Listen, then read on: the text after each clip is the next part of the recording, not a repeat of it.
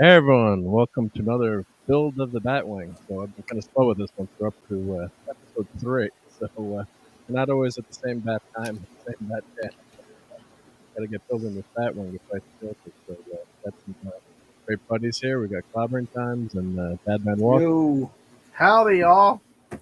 Hey. Hey. Everybody. So what else will we be doing on a Tuesday night? Hanging out. I figured I'd. Unfortunately, Nick, our buddy Nick Weiser, was a little under the weather tonight, so he's going to no. today. So shout out to Nick and Get well soon, buddy. Okay. Yep.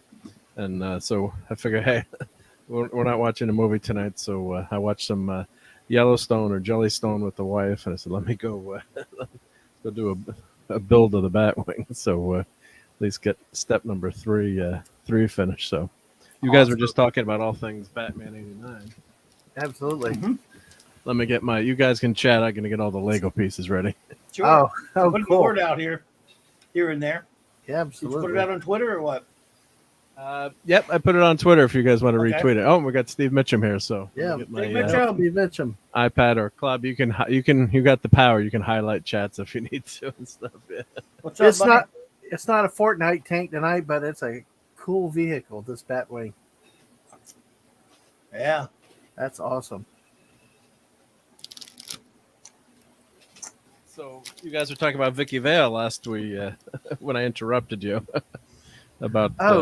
Yes, I was asking Clomertons what he thought about Vicky Vale, about Kim Basinger in that role in the movie. Well, she's a hottie. Here's one thing about, because I was telling you, I regard all of these live action movies as more of a Batman for Dummies type thing, not the Batman that I love. And I give one of the things I really get tired of, oddly enough, didn't happen with the new movie, which had its own problems, was him taking his mask off for every chick, every movie. Yeah. Him revealing his freaking identity every time really gets old. Well, yeah, like we've talked before how I'm big of the Adam West Batman, and it was like never revealed. It was close at times, but nobody ever saw him reveal himself like that. Oh, hey, Casting Shadows. Thanks for stopping by. Hey. And one of the other things I was asking Clobby about was, because he was talking about how like the Adam West was that for the comics at the time, and then I guess '89 was darker, reflected at the comics at the times and how these movies. I think is that what Clobby is how Yes. they've gotten darker along with the comics. Well, in their original run and when they first debuted in 1939, that almost all comics were very dark. Batman was a very dark character at a time, very, very much similar to the Shadow, very much a vigilante, who even in some of the early issues before he got an origin, even carried a gun sometimes. And then as time moved on, they started really starting to feel their way with these superheroes and giving them a bit more fantastical adventures, but they were still fairly dark, not super, super dark, but dark enough. And then after a good number of years, getting into the 1950s, when there were a lot of witch hunts really cracking down, Congress was cracking down on all kinds of violent comic books and different things like that. And they were accusing Batman and Robin some relationship of being something. I don't want, I'll let you fill in the blanks there. They're doing a lot of stuff.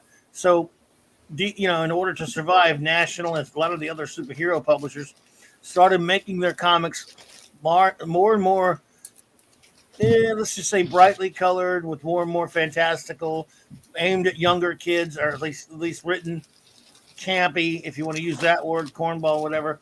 And so by the time the Batman TV show came around, the comics for many years now, Batman had started doing where before he was fighting these very ephemeral, very street type baddies. Batman had already been like going to other planets and going back and forth in time and doing all kind of really silly things. So the 66 TV show is very faithful to what Batman comics were for the previous 10, 15 years. But the early comics are more like a noir, dark Yes. kind of detective stuff. Probably. And Alfred was dead actually at the time the show came out in the comics, wasn't yes, he? he was. Wow. He got been killed. And he was too popular, so they had to bring him back. I'm learning a lot tonight because I never knew that. I did not know that they were dark back then in the original early Yeah, it was days. kind of like it was kind of like after the Batman TV show, after the camp craze died down. A couple years later, they went back to the darker roots. Not like ridiculously like has been done many years later. And that wasn't until the mid '80s when a man named Frank Miller brought him to a really even more darker place with a thing called Dark Knight, Batman: The Dark Knight Returns. You know, so and then that movie got made kind of because of that, also because of a couple of more serious Batman runs in the '70s, like by Steve Englehart and Marshall Rogers, Denny O'Neil, Neil Adams runs, and stuff like that. Your movie got made because of those darker comics. And Frank Miller, didn't he do Sin City? He did. And yes, Cast of Shadows, I do love Brave and the Bold. But yes, Frank Miller. But before that, though, he revamped Daredevil and then did that Batman comic I was telling you about. Wow. Which made him famous. Oh, wow. All the dark comics you hear about, like darker superhero stuff that you'll ever hear about, are the cause of two guys, primarily Frank Miller and another guy named Alan Moore. Okay. So, unfortunately, they did too good of a job, right? When you think about it. So even though they were good comics, it was probably not necessarily good for comics. Yeah. In the long run. No, it was amazing. Some amazing stories, but it was just way too dark. And then once that became popular, then everything became grim and gritty. Yeah. So, well, it's funny when I saw Sin City when it was in the theaters. I had no clue what I was walking into. Somebody wanted to go see it. I did it, and I was like, "What the heck did I get into?" Because it was definitely dark, definitely different. Yes, it was. I went to see that movie. I never even bothered reading the comic because it just wasn't my kind of thing. But that first movie was pretty cool. I watched the second one. I agree. The first one, yeah. I never saw the second one. That seems to happen so many times is that the first movie, if you just stop, the sequels just go downhill. Yeah. I don't know why. I necessarily didn't avoid it. I just didn't go out of my way to find the second one. Yeah. But the first one's pretty good. Yep. So, Mark, with this project, have you budgeted out phases with this? Do you have the pieces? Well, I'm just doing each step at a time. So I didn't even look at how many steps there are, but part of the trick is finding the pieces. So I don't see these two yellow pieces. I got to check another box. It's like putting a puzzle together. Yeah, it is like putting a puzzle together, and I'm gonna need a bigger desk. It looks like so. We're gonna need a bigger desk. Yeah. So I thought I had I bought this new rig for my camera, which you can't really see, but it's like above my desk. I'm like, oh, cool, that's gonna be really high. And now it's tough it's actually, just barely holds, you can see barely the whole the Batwing there. And you can't see the instruction sheet that I'm working off of. So, because that's, it's just so damn big, this sucker. But now I've got to find, you can't see it. Let's see if I angle the camera. That's a project there, dude. Yeah. It's a project. If I angle the camera just a little bit, let's see the instruction sheet maybe. That's like that. Wow. So I'm looking for these yellow pieces. Well, it's off the camera right now. Unless sometimes they give you the wrong colors, but they're 8. Let's see. They wouldn't give me the wrong color there. Where the heck did those go? Let's see, 2. So that's what I don't. That's what slows you down. So trying to build this stuff. Still on the foundation. Yeah, but if you miss one piece, then so there's 2 pieces going here, and then they're showing pieces going here, but I'm not sure what those pieces are right now. So I've got these. I concur. Cast and Shadows. Batman's. You just like the animated series or something. Short stories work better. All you'll ever do now is short stories, shows about peripheral to Batman. Yeah, we're going to get Gotham, right? We're not going to get it's Gotham crap and birds for years. But it's amazing we never get a Bat because you know why they won't. They want to save them for movies. Which is ridiculous. Yeah, but it's like give us Batman on the TV. It's like, come on. It should have been so much better, but they couldn't milk it for money though. All right, so there's a mistake here. So I got to backtrack. Those pieces go here. So these pieces go here. So there's a mistake here with this yellow. There should be another black piece going down this length here. It looks like. So I got to backtrack now.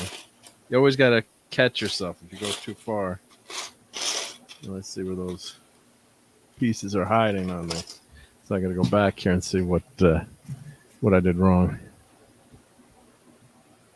You know, Alfred has a tough job building this Batwing. Yeah, so there's a couple pieces that got to go. Alfred's, man, I don't know how Alfred does it. Yeah. And no, I wonder if he's got an instruction sheet. But remember in the animated series of the episode they did about where they covered that, the guy who builds all their stuff for him? I don't remember that one. Yeah. Or did they have was it Harold? Was it Harold? The penguin went after him. Oh, that's right, Harold. Right? Wasn't he had some physical disability? I think. Yes, it was an old buddy of his. It was before the days when Lucius Fox was just a businessman at Wayne Enterprises. It was before they turned him into a techie. But it was a character not too dissimilar from that either.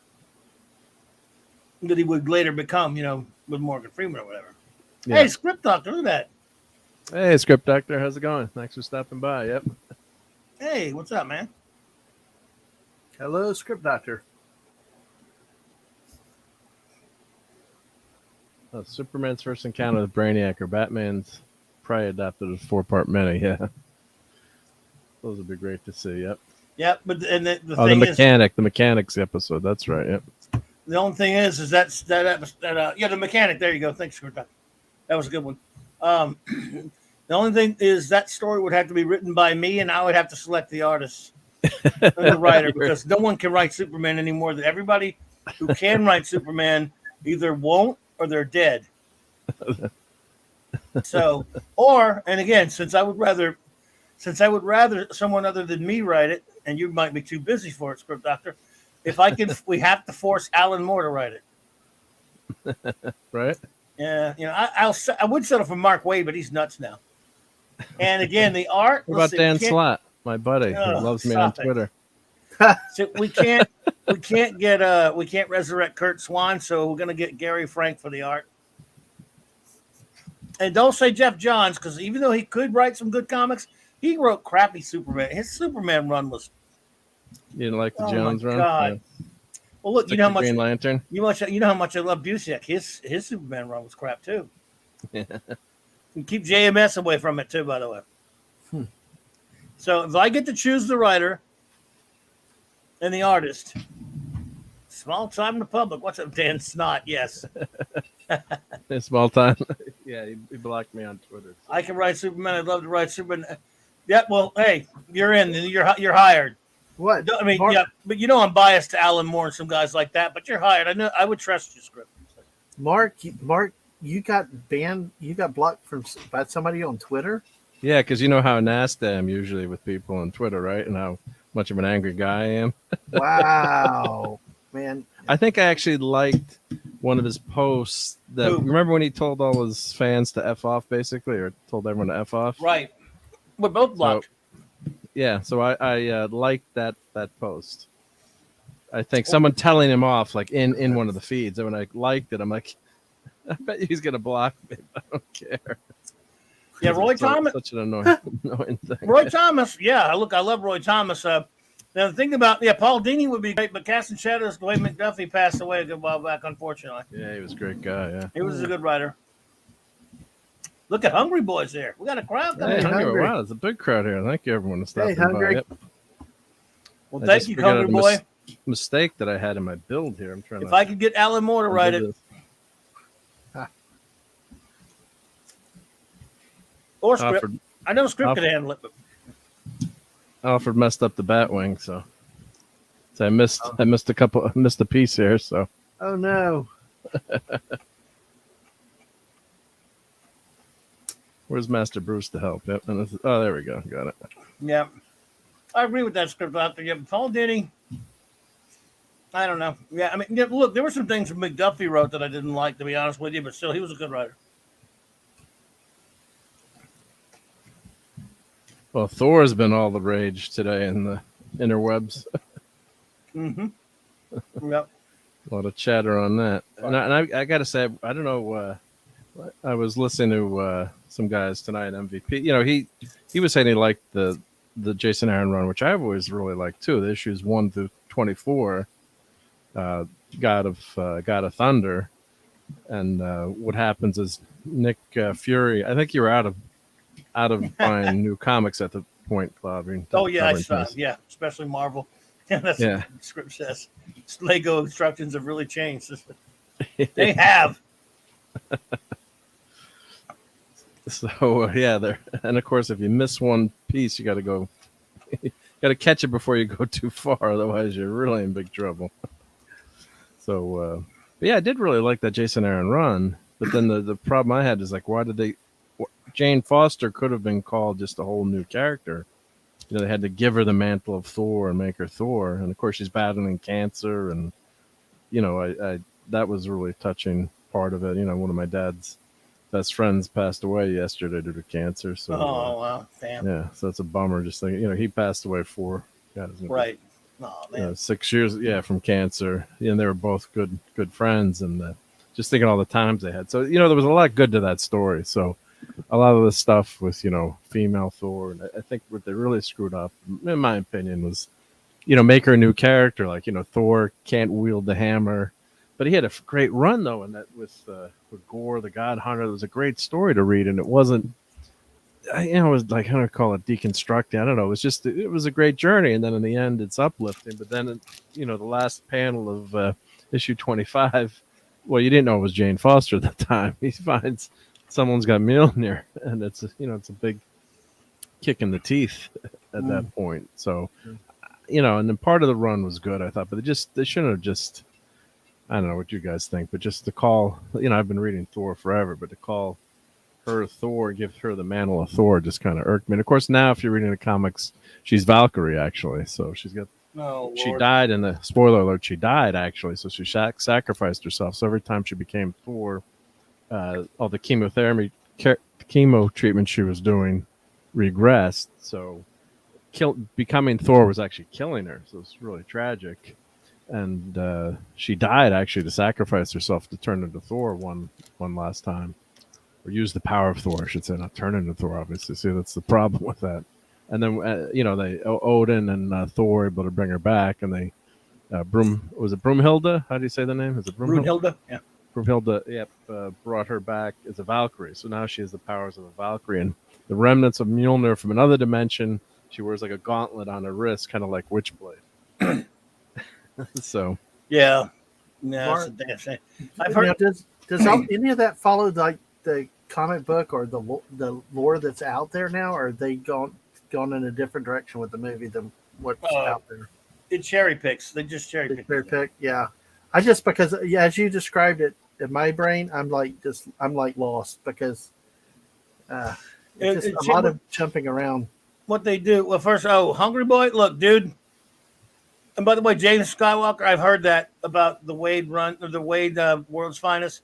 Hungry Boy, the thing about that is Alan Moore, nuts though he is, as wonderfully as he wrote Supreme, if he did Superman again and wrote him like he did Supreme, that's what I would want to see. Will never happen, but that's what I would want to see. And what they do now, and I've been thinking about this a lot with these stupid Marvel shows and movies, is I don't know if they get together in a big room with a bunch of geeks that know a few things. What I do know is if you look at the acknowledgments in these movies and these films, they credit so many different people throughout the course who've worked on the character, be it Thor or whomever, throughout the course of history. So much so that you go, yeah, it looks like they cherry picked 50 different things from 50 different stories. They didn't adapt anything. They just picked whatever. They picked it all and threw it in a pot and boiled it. It was chop suey. And it was just bits and pieces to fit whatever they wanted to do. Yes, it would have elements from this story. Sometimes they would even use the titles, like Captain America: The Winter Soldier, which is my favorite of the Marvel films. That one does have a lot of that Winter Soldier storyline, but still, it does deviate quite a bit. the best one. Well, that's the That's best one. Yeah. Avengers: Age of Ultron, which I love. A lot of people don't. That's in title only. It's used the title. Yeah. It's nothing really like the comic it's based on. In Civil War, which I hate the comic Civil War, the movie uses certain plot elements, but it's not 100% an adaptation, because they never do a 100% adaptation. Just about. I love the Daredevil TV show. It's stolen a lot from a lot of Frank Miller, but a lot of other sources as well. But primarily, it's steeped in Miller. And if you look at the acknowledgments of some of these current Marvel shows, they're like, especially WandaVision, but even the other ones, it takes from all over the place in the lore, and it's just a big mess. They don't really adapt anything anymore, but they are going to use a lot of that Jason Aaron's run, like he's talking about, Mark's talking about. But I guarantee you, it's just going to use bits and pieces of that too. Well, like they messed up Ragnarok, which, I mean, it's a very entertaining movie. I know why people love it. I hate Ragnarok. And I enjoyed it in the movie theater. I love that immigrant song played by Zeppelin. And but they totally ruined the characters from Planet Hulk. The Meek and Korg are badass characters, and they made them jokes. So and I love those books. I read them a couple times over, and like, I know they don't have the rights to Silver Surfer at the time, so they had to fight. He had to fight the Hulk. Okay, so they changed that Thor. Thor fights the Hulk instead of the Silver Surfer, which is fine. Certain things you got to change. You're not going to get it exactly, but when you change the character, the DNA of the characters, it's really crazy. And they made Thor too much of a joke, which it became very popular. And one hand of it, I'm like, I can't believe Thor is this popular. The other hand, it's like, fish out of water a little bit is okay, but they really went too far, I think, with the joke. So, yeah. I mean, I actually enjoyed it the first time I saw it as well. I love some of the lovely Kirby visuals they had in that movie. But then when you sit back and think about it, Ragnarok does nothing but trash Thor and make fun of him, make him the butt of a joke. And they've been doing that ever since. At least it worked. It did work. In Infinity War, he gained some of his dignity back. And then right after that, right back into the crapper with Endgame. Yep. Well, it's somewhat similar like what has happened over in Star Wars with stormtroopers. They were supposed to be the elite of the elite and stuff, but now the few little jokes about not hitting anybody have turned into where are any of them competent? You start to destroy some character's legacy or what they're really supposed to. Then you end up with inconsistency. Are we supposed to fear these guys? Are these guys great? Or are they heroes? But then if you make them such a joke, who can take them seriously? Yes, indeed. And yes, absolutely, Script Doctor. And yes, Hungry Boy, that's exactly right. It's just... Hey, I'm sorry, go ahead. Go ahead, bud. I was going to say, Script Doctor brought up a point earlier about Lego instructions. I looked at them, Mark, and I'm like, are those IKEA instructions? Yeah, basically, right? Yeah. Yeah, okay. Sorry. No, you got to go step by step. So if you drop something, a piece, you hope that doesn't fall under the desk. Uh-oh. Did you drop one? But no, I got it. Yeah, okay. Butterfingers. But yeah, it's tough to see this. Get a more wide angle lens. But yeah, no, if you miss any one step, like I'd gone forward and not done that step correctly, then you get to the next step. You're like, wait a minute, this doesn't line up. Yep. But I gotta say, it's been great to get all these Marvel movies. I mean, as a comic book fan, starting to read in the 70s, who would have thought they'd have these great shows? I mean, you had Spider-Man on TV in was that 77 or 70? I can't remember, about late 70s. And who would have thought? The special effects. But there was a great charm to that show. It was still a really fun show to watch. And yeah, he shot his web shooters once a week, but it was, you look forward to it, and it was charming. Yeah. But yeah. It's sad when the most entertainment I get from these Marvel shows now. I mean, I was talking about how they cherry pick all these different points. When I look at the acknowledgments and I see all the names, I like to play a game with myself going, what comic did they get that when they have a certain name? What comic was that from? Yeah. So I'll go, now, I see where they use that. I see where they use this by telling the number, the writers or artists that they're crediting and they're not giving a dime to, by the way, just putting them in the acknowledgments. Yeah. And I actually have a little fun doing that. I stop it. I pause it on those credits to do that because I sure never have much fun with the episodes. Any of these Disney shows, including Moon Knight. Oh, boy. So Yeah, so script. It's tough for me to see the comments, but because I'm on my desk here. But yeah, Script Doctor makes a great point. Yeah, Thor should be a fish out of water story. They almost had it with the first film because of the comedy. Doesn't come from the making fun of Thor, but from different world. Yeah, that's what I was. You said it a lot better than I wrote it a lot better than I was. Well, that's exactly what I was trying to convey. Yeah, you don't want to make fun of him, but like like the Splash, the Mermaid and Splash kind of stuff, where fish out of water, new world, different customs. And they mentioned Don Blake in that movie. That was the one thing I wish they'd done, that first movie with Don Blake.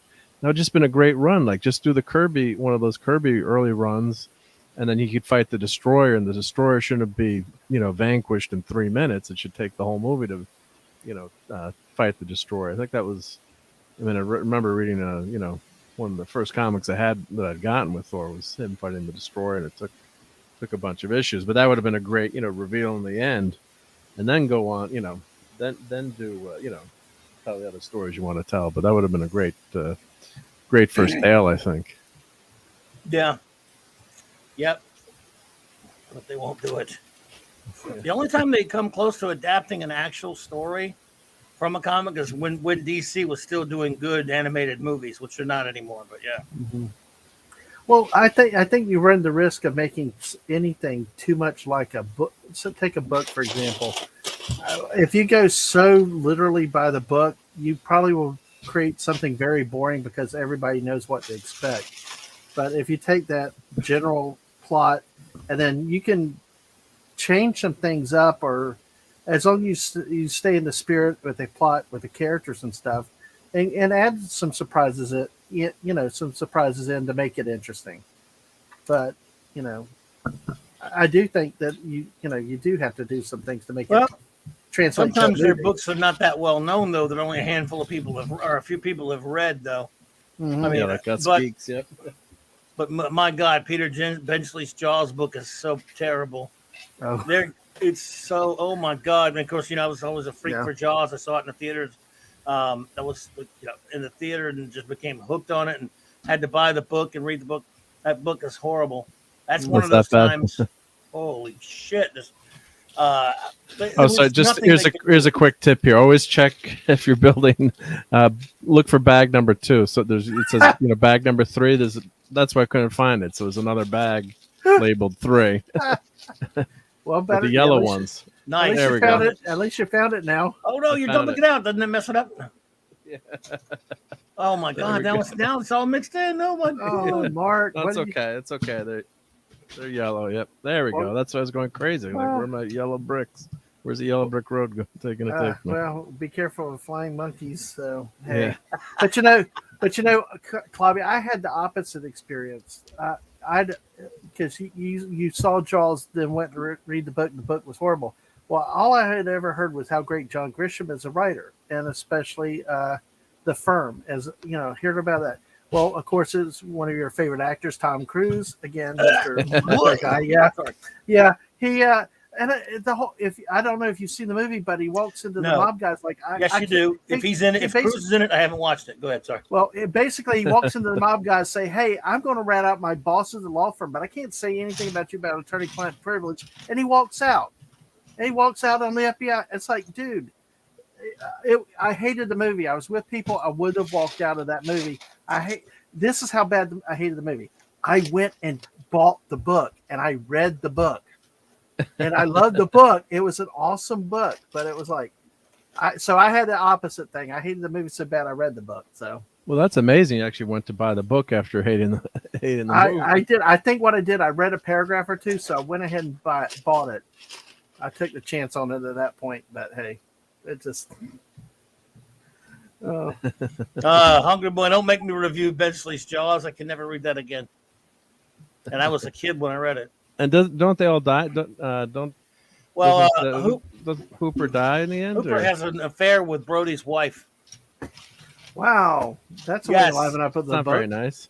No, Yeah, I'm not kidding. It's in there. normally you see that in the movie, not in the book. But anyway, When the shark like- lives, doesn't the 'cause shark I- live yeah. in the end of the book? I think I Yeah, read it. the shark lives Years and ago. open, and eats everybody, and yeah, it's just no, I'm just kidding. But Cast and Shadows, I agree with you.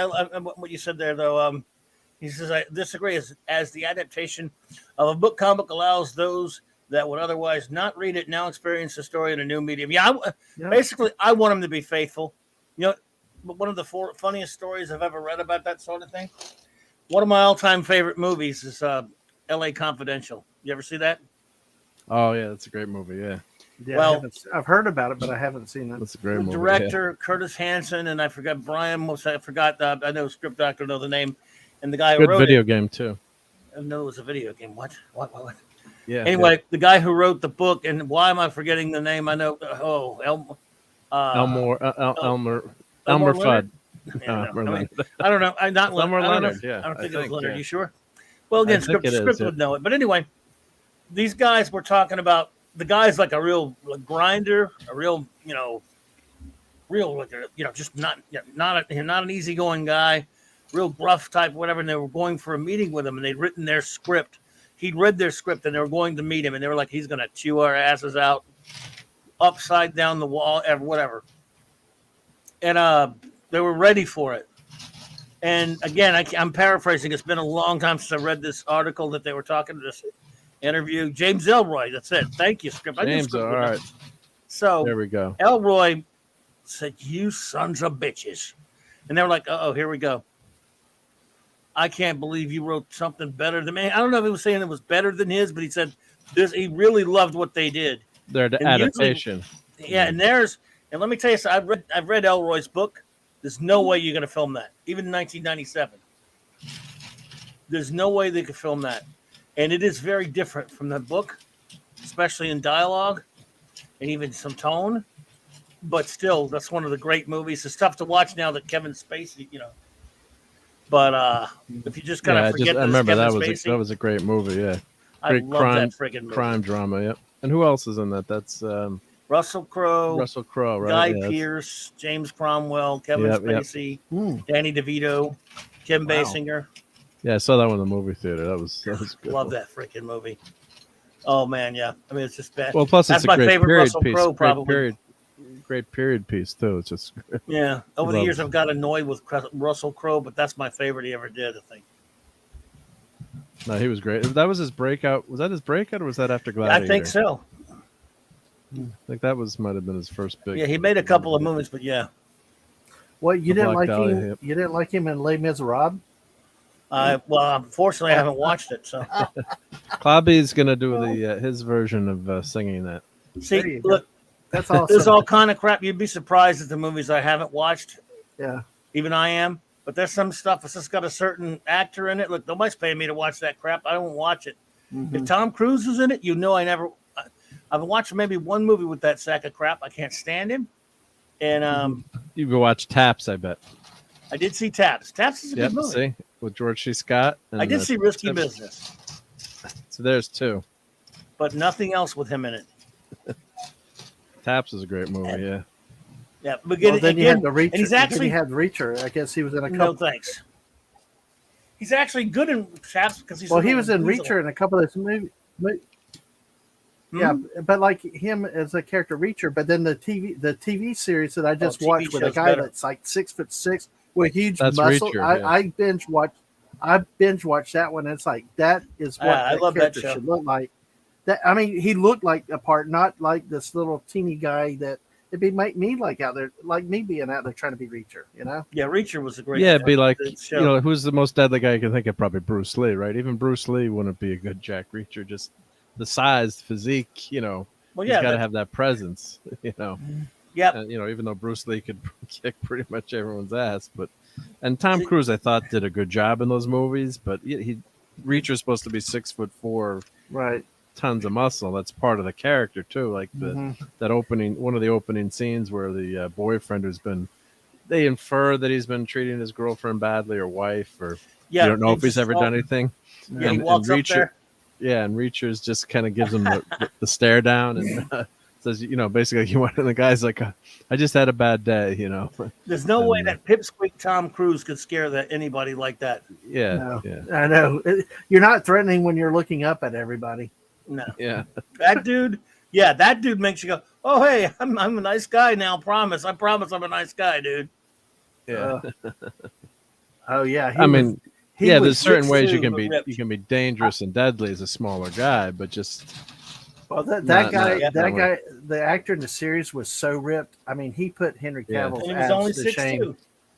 Yeah, but he was huge. He seems a lot taller, doesn't he? Yeah. Wow. yeah. Well, you can make someone, Oh, film no, yeah, someone yeah, taller yeah, too. sure. Yeah. Yeah. And Script had a good comment a few. I was scanning through about watching, reading all the She-Hulk books. So I wonder what you guys think they're going to do. So you read all the She-Hulk, and there was some good She-Hulk back in the day, but I guess what's going to happen now when they do with the new series? That's going to be interesting to see what. Can I be honest about She-Hulk for a minute? You're not a She-Hulk fan, I'm guessing, right? You're going to be honest with us anyway, Clobby. So go You're ahead. right. Yeah. Okay, But wait, She-Hulk's my favorite. She-Hulk. Let me tell you something about She-Hulk. I bought the first issue of the Savage She-Hulk, her very first comic book, and because John Buscema did the art, and of course at the time I actually believe Stan Lee wrote things. Stan Lee's credited as the writer. Anyway, I'm not going to get into the Stan stuff, Yeah. but I thought it was okay. Then I bought a couple issues. They put Mike Vosberg on it. The art been kind of crappy. It became just a hacky, crappy comic. And I stopped buying it. It became like that. If you're buying She-Hulk, what's wrong with you? It was just a joke. No one cared about her except John. Well, it was Byrne. it was a licensing deal, wasn't it? They had to do it because of licensing. But the thing is, the character though, right? They take her after like 20-something issues. Her comics canceled. Nobody cares. Byrne sticks her in the Avengers. And then later sticks her in the FF. Yep. And I'm like, why do you keep putting this annoying, silly replaced character in this Benji. comic? Why? Well, And why then, why would you put She-Hulk in the Fantastic Four? Because Marvel wanted Ben to have his own comic for a while. Yep. And they took him out of the Fantastic Four, the thing which pissed me off. Wasn't it And- after Contest of Champions or one of those miniseries? bit after one of the with the Secret Beyonder, Wars and he went off Okay. to be on his It own, was a Secret basically. Wars thing. Secret Wars, like Kind of, and he also gave him his own book after they canceled Marvel 2 one, as you know. But yeah. it was annoying. But anyway, so she became more popular a little bit by putting her in Avengers and FF. And then Byrne did a sensational She-Hulk series and where he broke the fourth wall and was all goofy and stuff and drew her really sexy. And she became the phenomenon that they always wanted her to be. But even then, not that popular. I mean, her books kept getting canceled, a la Captain Marvel, right? I mean, when you think about it, I mean, she was never huge. She was kind of like an interesting thing, and if you love John Byrne, Yeah. you picked her up, the book up, but it wasn't like it was, X-Men or, of course, the levels.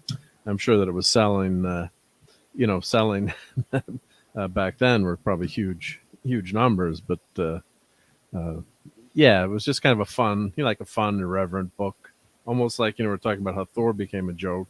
She was kind of like a joke character in that book. Yeah. And they'd always have her undressing and jumping rope in the nude. Yeah, it was a comedy comic. It was Yeah. Byrne indulging himself. Nobody made John Byrne laugh like John Byrne. Yeah. I'm being biased because Byrne was a very popular comic book. Oh yeah. I didn't buy it. Everyone else But did. it didn't last though. I mean, it's not. Sensational She-Hulk? No. But how many issues did that go? 50 Oh hell, I don't issues? even remember now. No, but I'm saying it's the not first like one only was like 20-something. 20. Yeah, but the second one or the Byrne one, yeah. But what I'm saying is like it didn't, it didn't have, it's not around, didn't make a lasting impact. Like like an X-Men, you have a new X-Men, with all different X-Men. But she was just a fun character that Yeah. people like to buy or pick up, or they had those funny covers and stuff. And you'd, if you don't buy my book, I'm gonna come over and rip up all your X-Men. Yeah, that is true. What Hungry Boy says, though, the one thing he likes about Byrne She-Hulk is that it was him getting the top dollar to troll the industry, and that's true. Yeah. Original over 40 was it? Thanks. Yep. Probably So yes, something like that script, but he Byrne, because thing is script. Byrne was notorious for starting something up, getting a lot of hype, and then getting bored with it, and it showed that he was bored with it, and then he would leave and go do something else, especially at that point.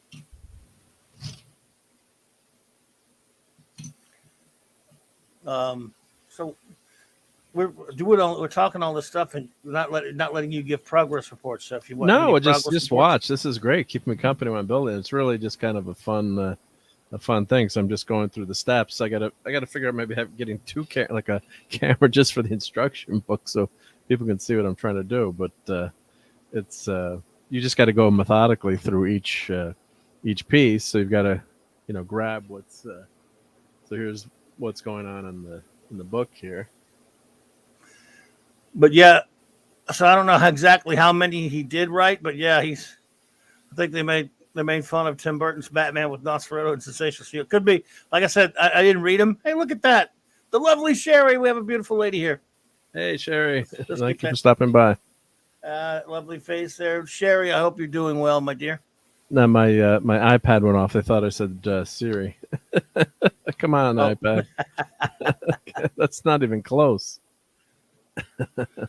Yeah, I'm with you there, Script. He says the Wyatt Wingfoot love story with She-Hulk felt really thin, and they still to this day mess around with that.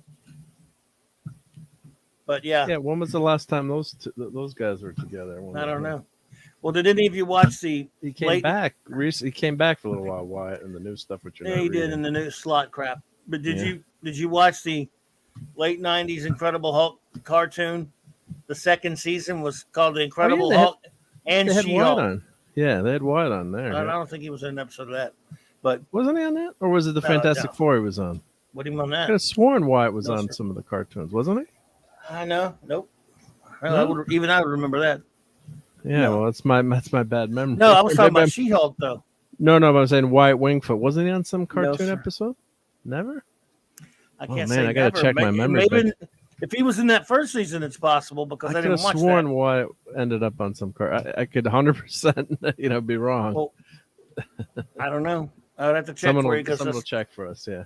Anyway, that second season of the Hulk cartoon was they made him share it with the She-Hulk. So at that point, I guess that Marvel was just hell bent on selling She-Hulk. Yep. And I thought the first season was kind of okay. It was goofy, but it was fun. Until they had to start sticking She-Hulk in every day, make her share the show with them in the second season. But I watched them recently just for the fun of it. Oh yeah. Yeah, but look, if how do they hold up? It's been years since Wyatt Wingfoot was not in the second. Okay. Season, at least the only one that matters. But if he was in the first one, I guess it's possible. How do they hold up? Hungry Boy is saying he recalls an appearance too. I mean, unless I'm, it's what was that? Unless it's a Dolly's braces moment, like we're calling the Mandela effect. What happened to Stuart Mitchell? Yeah, we haven't seen Stuart in a while. Stuart Mitchell, where are you, buddy? Hopefully, what's the guy? Hopefully, what was the villain's name in Bond? The teeth, the Jaws didn't get to him. Jaws didn't get him. for talking about the conspiracy, right? They disappeared him. Well, put it this way: he wasn't in the second season. If he may well be in the first, because the first season's so bad I can't watch it. I saw the cartoon. Why it wasn't in any of those episodes? There were lots of leader, and I think Kathy Ireland voices Ogress. Yeah. And Neil McDonough was Bruce Banner. True. Yeah, there you go. And yep. Neil McDonough also, he's done Bruce Banner's voice and Ollie Queen's voice. Well, he's a great actor. God, he's in season 2 of Yellowstone. God, he chews the scene. Yeah. He's great. Well, he's watch that tonight. Oh yeah. Well, he's a good actor. But no, see, Wyatt may have been in that first season though, because I didn't watch it. It's the second season of the Fantastic Four '90s cartoon that's great. Not the oh wow. Look at that. It's getting there. Yep. We're getting some Bat Foundation here. Getting some Bat Foundation. Yep. Stay together, Batman. So yeah, it's a lot of levels. Yep. Nice. So we're getting there.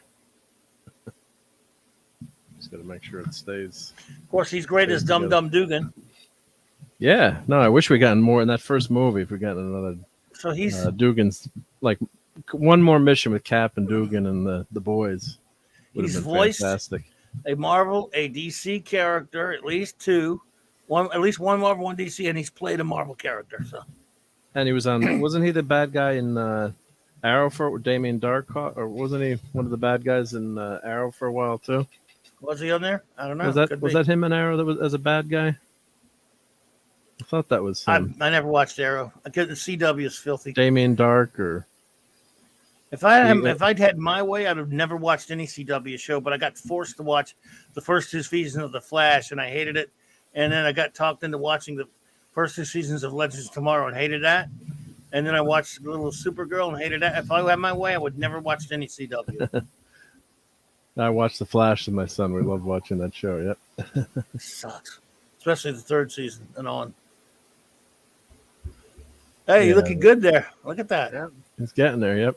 So which side are we looking at it from back to front now? Well, I guess I'm guessing that's going to be the front there, and then this. Well, I'm guessing that's the back. Yeah, What's because confused me the lights, because I lights. thought the right was I thought they were Yeah. flipped between port and starboard. Yes, I think that's going to be the top there. Yep. As long as you For got a the place front to part. put those scissors. Yeah. The scissors that he cuts those ropes with. Yeah. Exactly. I love that, that the Batwing had scissors. Scissors. Yeah, I actually have that toy in the basement. I got to dig that out. I had it hanging for a Did it while have scissors? somewhere. It had like these. It had scissors on it. Didn't work, of course, but yeah, you pulled something on the toy, and the scissors would go. Yeah, or the front would move. Yeah. How convenient. Yeah, of course. You never know when a supervillain's going to put toxin in a balloon. So Batman's always prepared for every contingency. Agreed, Cast Shadows. I would love to have seen more with the Howling Commandos. They did one episode of Agent Carter with that, and of course she was the bestest ever, and they were a bunch of mooks. Well, I'm never going to complain about Agent Carter. Who? That show sucked though. Oh, I watched she's so EFAP gorgeous. Destroyed Hell, CW crossover, hilarious. Well, I love her, but yeah. I've got that Batwing toy with the scissors and 2 red sucker launchers. Such a cool toy. That's greatness. right. Yeah, right script. Yeah, it had like those dart, the sucker darts. Yeah, that used to stick to the wall. Yep. Nice. 20 years ago. Yep. Well, I just did a review of my Thunderbirds 2 craft today. I saw that. Transport ship. Yep. So I had a lot of fun trying to up my Premiere skills a little bit. Not that I'm that good, but so you saw I was able to figure out how to get like. What do you mean? I took the old opening and I got like a TV with I'm jealous you use that in color thing. I wish I'd thought of that. Or you like that in color? Yeah, I was I'm watching. jealous of you, man. I wish I'd use that. I thought of that today. I'm like, why don't I just throw that on there? That's the Spider-Man opening in color. Yep. Love it. But then I took the opening, the Thunderbirds credits and put it in like a little mini TV, so the YouTube gods can't get you, I guess. But that was fun to figure out how to do that and move things around, and probably took me twice as long, than somebody who knows what they're doing. But I finally got it to work. See, this is what takes the most time, is trying to find all these damn pieces. Exactly. Yeah. That's why I always did not do well with Legos. I just didn't have the patience, or even puzzles. I just didn't have and still don't have the patience to organize the pieces. Yep. It's like, but you're an engineer. You're used to putting stuff together like that. Put it together, but you got to have a bin or something like this. Don't like just throw them out. I found that out the hard way, like trying to build some of the Star Wars stuff for the kids, and then the parts go everywhere. And then you're swearing, what the heck happened? Yeah. Where are the pieces? Well, we covered that Hercules miniseries last night, and that would be a great cartoon, or that'd be a great animated movie. But that was a lot of fun. Rereading that again for those who don't know. We covered the 1982 Hercules miniseries by Bob Layton. A lot of fun. I work with a writer who fabricates replacement parts for various 80s and 90s toys as a Wow. hobby. He made replacement missiles for my Toy Biz Batmobile. Cool. Wow. Keep telling him to make a YouTube channel about it. He should make a YouTube channel. Yeah, That'd be great. awesome to watch. Yeah, because Follow me. I love Toy Polloi is a great channel, and and that kind of stuff too. And then you could sell the stuff too. I mean, yeah. Mm-hmm. Yeah, Apollo's So, Minion Hi, Apollo's. and Pupper. Yep. Hello. Hope your travels are going well. If you're in the truck today, I think said she was traveling for another couple of days, if I remember. But yeah, I love that kind of maker stuff and people who, fix like my Bionic Man. The arm is trash. So I've got to. Someone's selling a kit on eBay and then it's sold out. Because the fold up arm or the roll up arm goes bad in the Bionic Man because it's Toy Pillow did something with a balloon you could use to change the arm because it's the rubber just totally dries out after 40 years. It's not so bionic anymore. No, it does fall apart. I've got some of the stuff, the rubber bands in my Chewbacca that was a plastic doll. It's falling apart, so both of his arms are just hanging now. Oh, poor Chewbacca. And there's nothing like the styro from like 1977 Death Star trash compactor. What is it? It's 45 years later. How does that smell? It doesn't smell. It's like you don't want to touch it. Oh, it's just so fragile, right? It'll start disintegrating. Yeah, exactly. You know, It feels weird though. Script Doctor reminds me because he mentioned he has a 3D printer. You haven't done anything with your 3D printer in a while yet. Yeah, no, I have. I was printing another. You've done some streams. Yeah, I haven't done a lot lately, but I was printing another Doomsday machine. Made another one? And no, it failed on me, so I got to change the nozzle. So Script will know. There's 3D printers always temperamental SOB. So, and I've been printing some stuff that I can't show because I'm giving it away to people. And you're definitely not one of them. So there's no way. Good. I better not anything be. that I'm printing, I would never give anything to you. So don't worry about that. Time. Better not be. So I got a couple of things I've been printing to give away to someone, but not to Klobby. So that's all that matters. Yeah. So that's why it's you haven't seen a lot, but I do have a big project I've been working on, and it's going to be pretty cool when you finally see it. But you would hate to have it. So no, I don't want to have. I hate having things. Yeah. So you definitely wouldn't want that. Yeah. Having things sucks. Which is why I like to not have stuff. Right. I got I got Legion cups in. I got more of them coming in though. They gave me a freebie here. You got a free Legion cup? Well, they screwed something up. No. I mean, I thought it was at first, but they added one to it that I didn't order. So the other two hadn't come in yet. So, and I gave one to Claude because I had a double. Oh, you're a nice It's guy. so ridiculous. They're just little mugs, but they have Legion stuff on them. And they just have the insignia, right? No, they have art from it. Oh my God, they're fantastic. Oh, okay, they're good. Okay, cool. Yeah, you did show them to me one night. Yep. Yeah, you know how I'm about my Legion. I know you There's love them. There's so few of us left, of us Legion nuts. It's a weird group. We admit it. We're cultists. Cultists, yeah. Legion cultists. Yep. I guess. I know I am. So that's half the battle. 34-hour reset was done at 6 a.m. and drove 612 miles. Wow.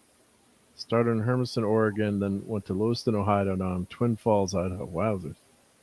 You could use a fantastic car to get around faster. Yes. He's one of those Batwings. That's got to be cool to see. Really quickly. Yeah. That's going to be cool to see so much of the country, though, you got to say. I was reading an article, like some people never even travel, outside their home state. A certain percentage of people just never go anywhere, which surprises me. Yeah. Well, I'm generally one of those people, but we've had a few branches outside the state, so we travel a little bit here. Florida a couple times. Yep. Yeah. Long live the Legion, hungry boy. I didn't know you're a Legion nut too. Good. I'm glad. Sorry, go ahead. I've actually made it up to Ohio a few years ago, a couple times. But have you ever been to Europe or any other? Oh no! I went to the Bahamas with my parents one time, and I became more like my dad. I just want to stay in the USA. So, but if you're from the Bahamas and watching, please continue to watch. Oh, it wasn't their fault. It was a cruise ship I was stuck on. I was 12 years Okay. old. I was 12 years old. One video game on the entire ship, and this What? is before they. Yeah, and it was like 80, 82. Before it was like one video game on the whole ship. Kids couldn't go in anywhere, and I was the only kid in the whole group that went with Oh, us. wow. That was That like does bite.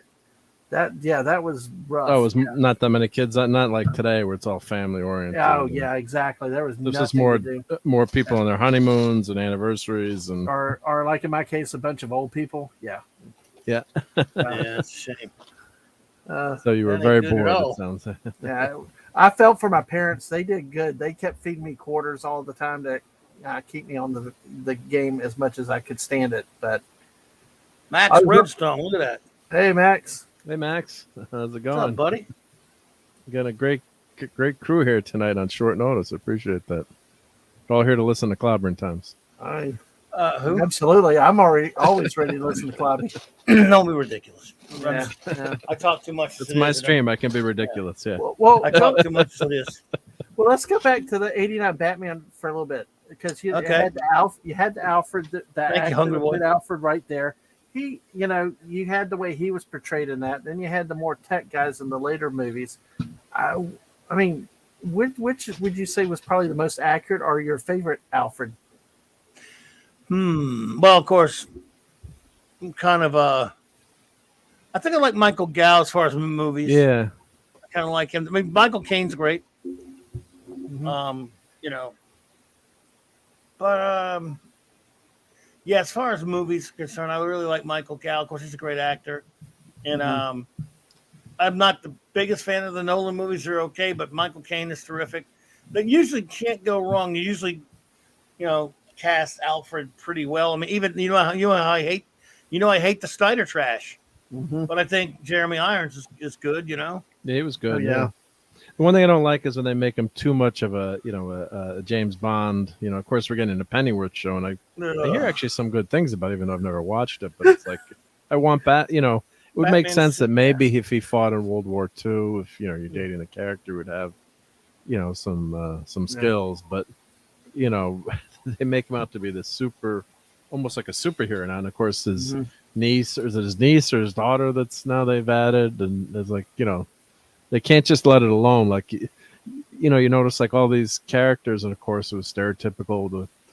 Back then the girlfriends would always be, moms or, wives, but now every female has to be a super scientist or, so you can't just have normal people, normal supporting characters anymore.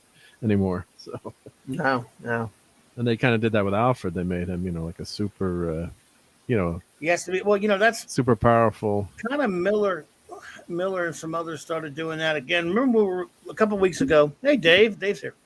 Hey, Dave. A couple of weeks ago, Mark D and I, Dadman, were reviewing a comic book called Batman. Well, Alan Napier was fantastic script doctor. Yes. Yeah, he was great.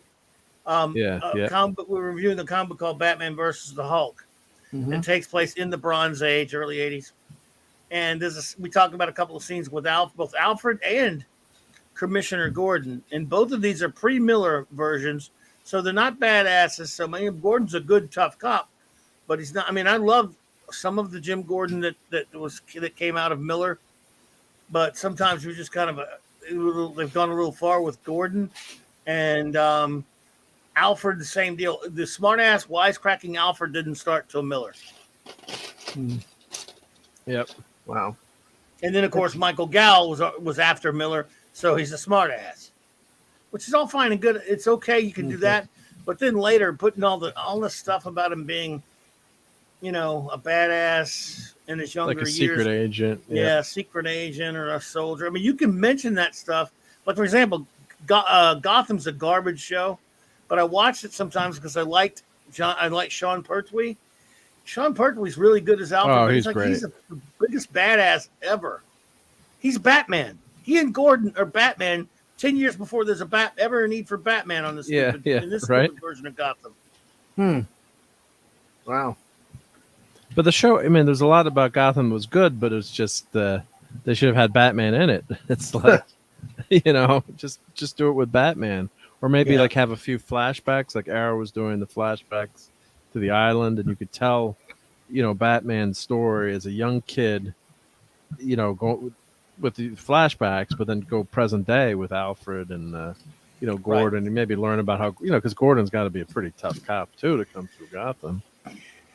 Yeah, so you can go too far with this script because smart ass Alfred is inferior to Drywood Alfred. Yeah, there's a little bit of a balance because even on Batman the Animated Series, he was definitely something of a smart ass, but it was a dry wit, and it wasn't that bad. In other words, but they were, when he says in Batman Mask of the Phantasm, he says, "Oh, you're the very model of sanity, sir. By the way, I put away press your tights and put away your exploding gas balls." He's right. He's smart ass for sure, but it's not to an extreme. And again, he's not this. I don't know. I mean, it's pretty good to see when Michael Caine tells Bruce about his adventure in the jungle, his story about some men just want to watch the men bend. But it's like, okay, we have that. We go from that. That's all fine and good to having a show called Pennyworth where he was some secret agent. Shut up. Why? Just do Batman stuff. Leave the other characters alone. Or call it something else. It doesn't have to be Pennyworth because you're never going to see Batman anyway. So just we're going to make like a spy show. Just make a spy show instead of having all these member berries that show up. Like, oh, look, do you see the reference there? Remember when WandaVision came out and poor Fat Steve, God bless him, when he went through and he went through like every Easter egg and found everything in the show. Right. And then even he said he ended up hating the show in the end or not liking the show. Yeah. But he spent hours and hours. He did that video with like it was kind of fun to watch, like every little Easter egg or thing. But then, in the end, you need a good show, right? Agreed. Script. Yeah. I agree with that about Miller's script. Yeah, it's just I don't know. They go overboard with a lot of that stuff. With Batman, they carry him to a lot of extremes. I remember, in the 90s and stuff, and I stopped buying a lot of the DC titles. All I would hear from people who had been reading around a while would say, you know what? We like that Batman's a badass, but Grant Morrison and other writers are going out of the way to make him a complete asshole, too. Yeah. To the point where it's insufferable. Mm-hmm. He can't be complete douche 100% of the time. Can't be a total jerk, right? No, and I mean, he could be testy in the Justice League cartoon. He was, I think, oh wow, all right, you're making some progress here, dude. A little progress, yeah. We've got 756 steps to go. Yeah. Wow. Just kidding. I don't know how many there are. I got to check. Yeah, but you always got to double, triple check every step of the way to make sure you get it. Oh yeah. Year one's a good comic, but there are a lot of really bad things that Miller did that pissed me off with it. Yep. See, like I did the I don't wrong. think we'll review it. The wrong way. Got to go over one. We should review some. I don't know. Go ahead. I don't know. But no, have you reviewed Dark Knight? You don't want to do that, probably. Right? Yeah. Do you want to review it? Probably not. It's been so overdone, I guess. But how about Nightfall? Hell with that. I like Nightfall actually, but yeah. But the classic comic review is for going back and reliving something that was a classic. It's for easy times that you have a lot of fun with. And maybe a little bit more obscure too. It doesn't have to be. It doesn't have too obscure, but yeah. Yeah, like Hercules. I mean, people know about that book, but I wonder how popular really was that. No. Moderately. Wolverine was more popular. Than when we did Wolverine, that got more people interested. Yeah. Nope. But still, the Hercules book was a lot of fun.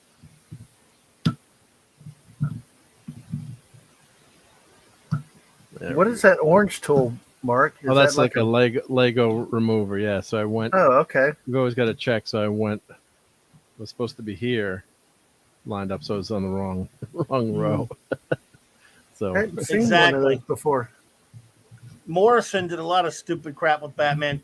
Morrison, I loved All-Star Superman. Morrison could never write Batman. I mean, never. He's a crappy Batman writer. I always thought. Mm-hmm. R.I.P. Oh, I hated R.I.P. It was who was the someone to remember? Maybe there was a book with I think it was Morrison, where it was like a comic book, but it was the wordiest comic book ever. And I'm trying to remember the issue of Batman or Detective. It must have been Morrison, where it like took like a day to read, basically, because he decided to like fill it with words. It's a newer comic. I don't know if Hungry Boy remembers that or remembers, but I just remember the issue. Newer? The guy, it was probably 10 years ago, I'm guessing, but the comic book shop owner's like, this is going to take you forever to read, because it was basically like it was like a novel with some images, small images. Is that recent, you said? Well, it's old now, but I'm I'm trying to remember. I'm trying to remember the issue, but it was just like Morrison, going. Sounds like something Morrison would do. Yeah, I think it was Morrison. Yeah. Hey, Monkey Jeebus. Hey, Monkey Jeebus. What's up, Yeah, dude? that's Cast and Shadow Much. Yeah, and Nightfall, Batman, and Dick. Yeah, they have a great father-son moment showing. Yeah, I was thinking of that too when you were talking about that. Yeah, there's always that great friendship. Batman's not always an a. I mean, as much as he's a badass, he's still shows some decent moments between Dick and of course now we've got Damian. But there was always some family moments. In the Batman '66 show, of course, you had those great, team up there between those guys. So, Batman's always looking out for Robin and vice versa too. So, But the one thing with that show that I could never get, because I wanted to try it in real life and I used a tree, was how the heck they managed to walk up so perfectly up the side of a building with the bat rope. Because he's Batman, he can do that stuff. Okay, that's like because my gravity kept taking my feet back down to the ground. Have you ever heard that as a kid? Have you ever heard of Batman logic? No, I have not. Actually, I'll give you an example of Batman logic. Okay. Anything like what you just said, or name something else that Batman does that seems fantastical, that you would go, wait a minute. Always the simple answer is, if you say, how could that happen? How could he do that? Go, because he's Batman. There you go. That's a buddy of mine and I came up with that back in the 90s. Just every time somebody would come up with anything, why this happened? Because he's Batman. Does that include the shark, the bat shark repellent too? Absolutely, it does. That worked great. Yeah, the back shark repellent. Yep. I mean, there are a lot of comics, to reinforce what you're saying there. Script about Batman not being a jerk, just a no nonsense character, and you don't humor idiocy. You look like a full, you look like a jerk. Yes, but there are a lot of comics when you read Batman, even in the Bronze Age, when Denny O'Neil and Steve Englehart and other Rogers brought him, Marshall Rogers brought him back to his darker roots, where he still wasn't a complete ass. There was still, he was still amicable when he had to be, stuff. Of course, if you read the Bob Haney stuff, that's just insane. But he was still, he was still a team player sometimes, like with the Justice League and stuff. So yeah. Absolutely, Script. Wow, man, we were on a roll, man. You're on a tear right here. Once he got the pieces organized, once he found that Yellow Bag 3, he's really rocking. Rocking and rolling. Yeah, we hadn't been here. If we weren't here, like distracting you probably had it all done. No, this is great. No, it's. What do you want to review next? Because obviously we get different people reviewing different comics. I'm trying to think of what about. If you could do one, the Teen Titans crossover with. There you go. Cool. Oh wow! You want to do Titans X-Men? Titans X-Men would be a fun book to. It's only one book, right? But how many pages is that? That's it's a short comic, 48 pager or something. Something like that. Yeah, but that'd be a fun one to do. Okay, well, we've done Batman, Hulk. We're going all over the place with them, but go over all the place, right? Batman, Hulk. Eventually, we're going to do Superman, Spider-Man. If you want to be the one to do that with me, you can. But if not, that'd be fun. Yep. Because Superman, Spider-Man team up #1 from 1976. Oh, J-Man wants on that one too, I'm sure, right? I'll check with him and make sure.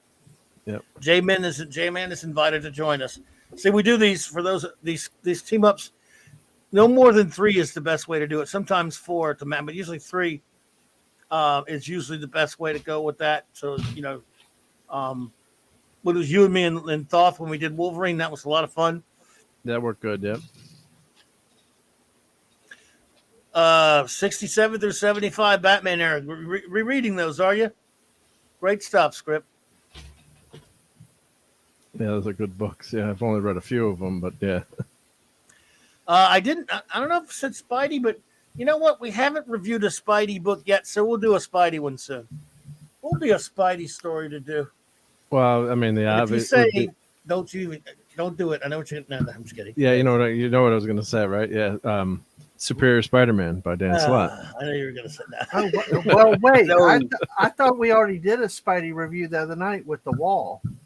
The Wall, yeah. Well, what? You missed that one. The Secret Spidey Electric Super Company. Stories. Yeah, Spidey Superstores, Spidey versus the Wall, Phantom Outsider. I remembered that one, and I found it. What would Found be a good Spidey? Electric Company. Yeah. Seriously. That was awesome. You know what would be a good Wall. Spidey one? A weird Spidey one to do? Just like when you do short ones. The Claremont Byrne run on Marvel 2 and Team Up.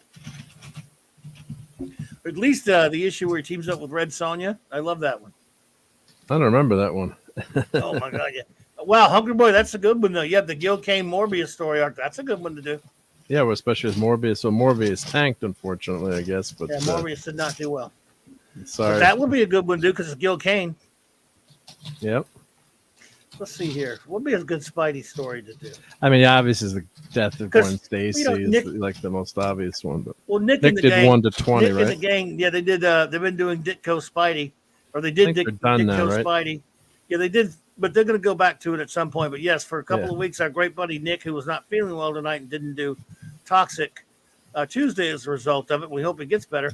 On his Friday night comic shop talk, he and the gang reviewed, and I joined him a little bit, but I didn't get a chance to do much.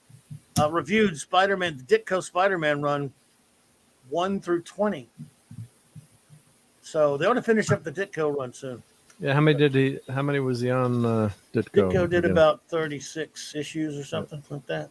Maybe. And isn't Spider-Man only in high school for like the first 10 issues or something, 12 issues? I mean, he's off to Empire State University pretty quick, isn't he, in that run? It's been a long time since I read it, but I have to pull out my omnibus because I didn't get a chance to review it with him. It's been a while since I've read it. I don't think Yeah. I don't think he's in high school that long, actually. He's like just in high school a year, comic book terms, just like a year. The first Green Goblin arc, that's Yeah. pretty cool. Like I said, Nick and those guys are covering Spidey, but I wouldn't want to go early on Spidey. I would let them Go a handle little it. bit later. But Issues. that would be one. How about Kraven the Hunt? Even though I have to look at the Yep. black costume, Kraven's That's a last hunt, classic. Yep. right? That's a classic. Those are good ones. Yep. Yeah. But what is considered the definitive Spidey? For Death of Gwen Stacy, Death of Captain But look, you Stacy. got the Ditko run. Some people prefer the Yeah. the Ramita big run. I love events. the Ramita run. I mean, yeah, death of Captain Stacy, the death of Gwen Stacy. Then, oh God, no, who knows? Yeah. Was think there about ever a how- Thundercats versus Voltron? I don't think so, Max. But you never know. I'm afraid I don't know, sir. What about? I don't know about Spidey. There's so many. Yeah, Kraven's Last Hunt was a good story. Death of Wood Stacy just depresses me too much. Yeah. Now, was that allegedly Stan was mad that they killed her off? I don't know if that's a true story or not, but he was away in No. Europe or something. I read, and then he was angry that they Yeah. killed her off allegedly, but who the heck knows? But I don't know. I've never believed that. I've always believed Stan wanted to kill her off. But I've heard conflicting stories on that. that was I the say best her. moment. Red. That was the best moment in the new Spider-Man movie too. When you think about it, that one moment where Toby, not Toby, other Spider-Man, Spider-Man number 2. Garfield. Thank you, Garfield. Garfield. Saves the new MJ. Yeah, that was probably Right. for me. That was the best one of the better dramatic moments in the movie. So by killing off Gwen Stacy, that's something that stayed with Peter. So not his fault, obviously, but that resonated too, and that the death of Uncle Ben, and they always talk about Mark Millar killing off people, all these violent comics. But when you think about it, look who Spider-Man lost in the first few years, right? Captain Stacy and Gwen Stacy, and basically lost both his parents, obviously, and then Ben, his uncle. So Yeah. I was trying to think. You know what? The only Fantastic Four one we've done was back in the early days when our dear departed Mark C. and I reviewed The Coming of Galactus. yep. So there are a lot of FF to be reviewed as well. Well, that's true too. Yeah. One of those first 100 issues. Of course, you got the first Black Panther. Right. Yep. You got This that. man, this monster. One of my FF favorites is 51. yep, and one of my favorites is when the thing goes to fight Torgo. Is in the 90s, 90 Oh, God, to yeah. 93. That would be a fun FF1 to do. And then they've got a new statue that's out from that. Looks like it's from that run, basically. Right. Al was posting pictures of that. That was the one I saw at Comic-Con. I got to put that on my birthday list. Hopefully that'll appear for my birthday. If memory serves, I think Shailene Woodley was cast as MJ in Amazing Spider-Man 2, but was left on the cutting room floor. Yeah, I think I'd heard that too. Yeah, I think I'd heard that. She's a cutie. Yeah. I don't know if she's a redhead bombshell type, but she's a cutie. And the first MJ was what's her? Drawing a blank, but she looked very pretty in the movie. Kirsten Dunst. Yeah, she was pretty in that. I thought they. And of course, you had that scene with the upside down kiss, right? That's one of the great Hollywood moments, right? So, handed to Sam Raimi on that one. Well, you mentioned that Hungry Boy. Yeah, I know Vince Coletta did ink some, but Vinny couldn't really ruin Kirby, though, in my opinion. I like that Frightful Four story, but also, and the Blind Man Shall Lead Them. Of course, it's a great animated version of that. That'd be a good one. Oh, and the Inhuman Saga, but you got great animated versions of those. The Black Panther story, also good animated version of that. But those can be reviewed.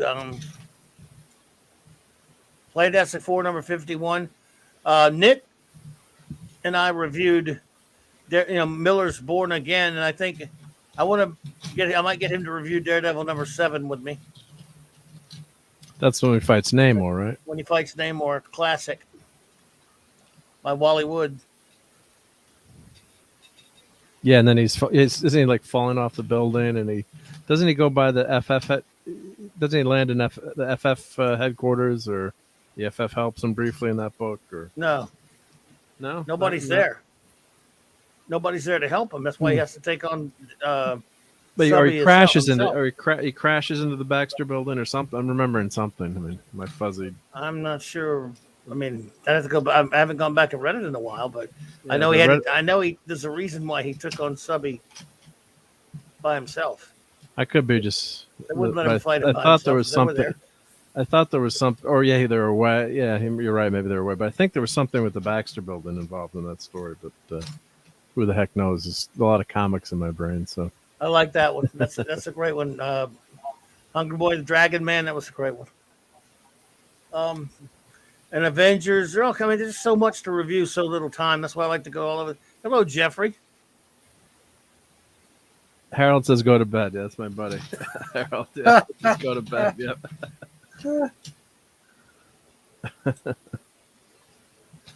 Harold's not up now, I hope, Jeff. Dad, man, have you done your Star Trek homework this week yet? not yet, but I will definitely do it. So, Just kidding. You don't have is to. it going to? Is it going to be a good week or a bad week? I can't say, can I? Okay, yeah. I just gotta wait. can't Watch it and be say. surprised. Okay, I know. How about this? I think it's a little better than last week.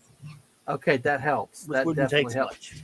Well, I had to bail after Boy, the last first week one. was a stinker, man. Wasn't I it? had to bail after the first one, which was the only episode I really liked. But the second one, I actually fell asleep during the second. I fall asleep all the show. time, even in a good one sometimes. Yeah. But I have to go back. But see, last week though was one of our worst as far as all four being.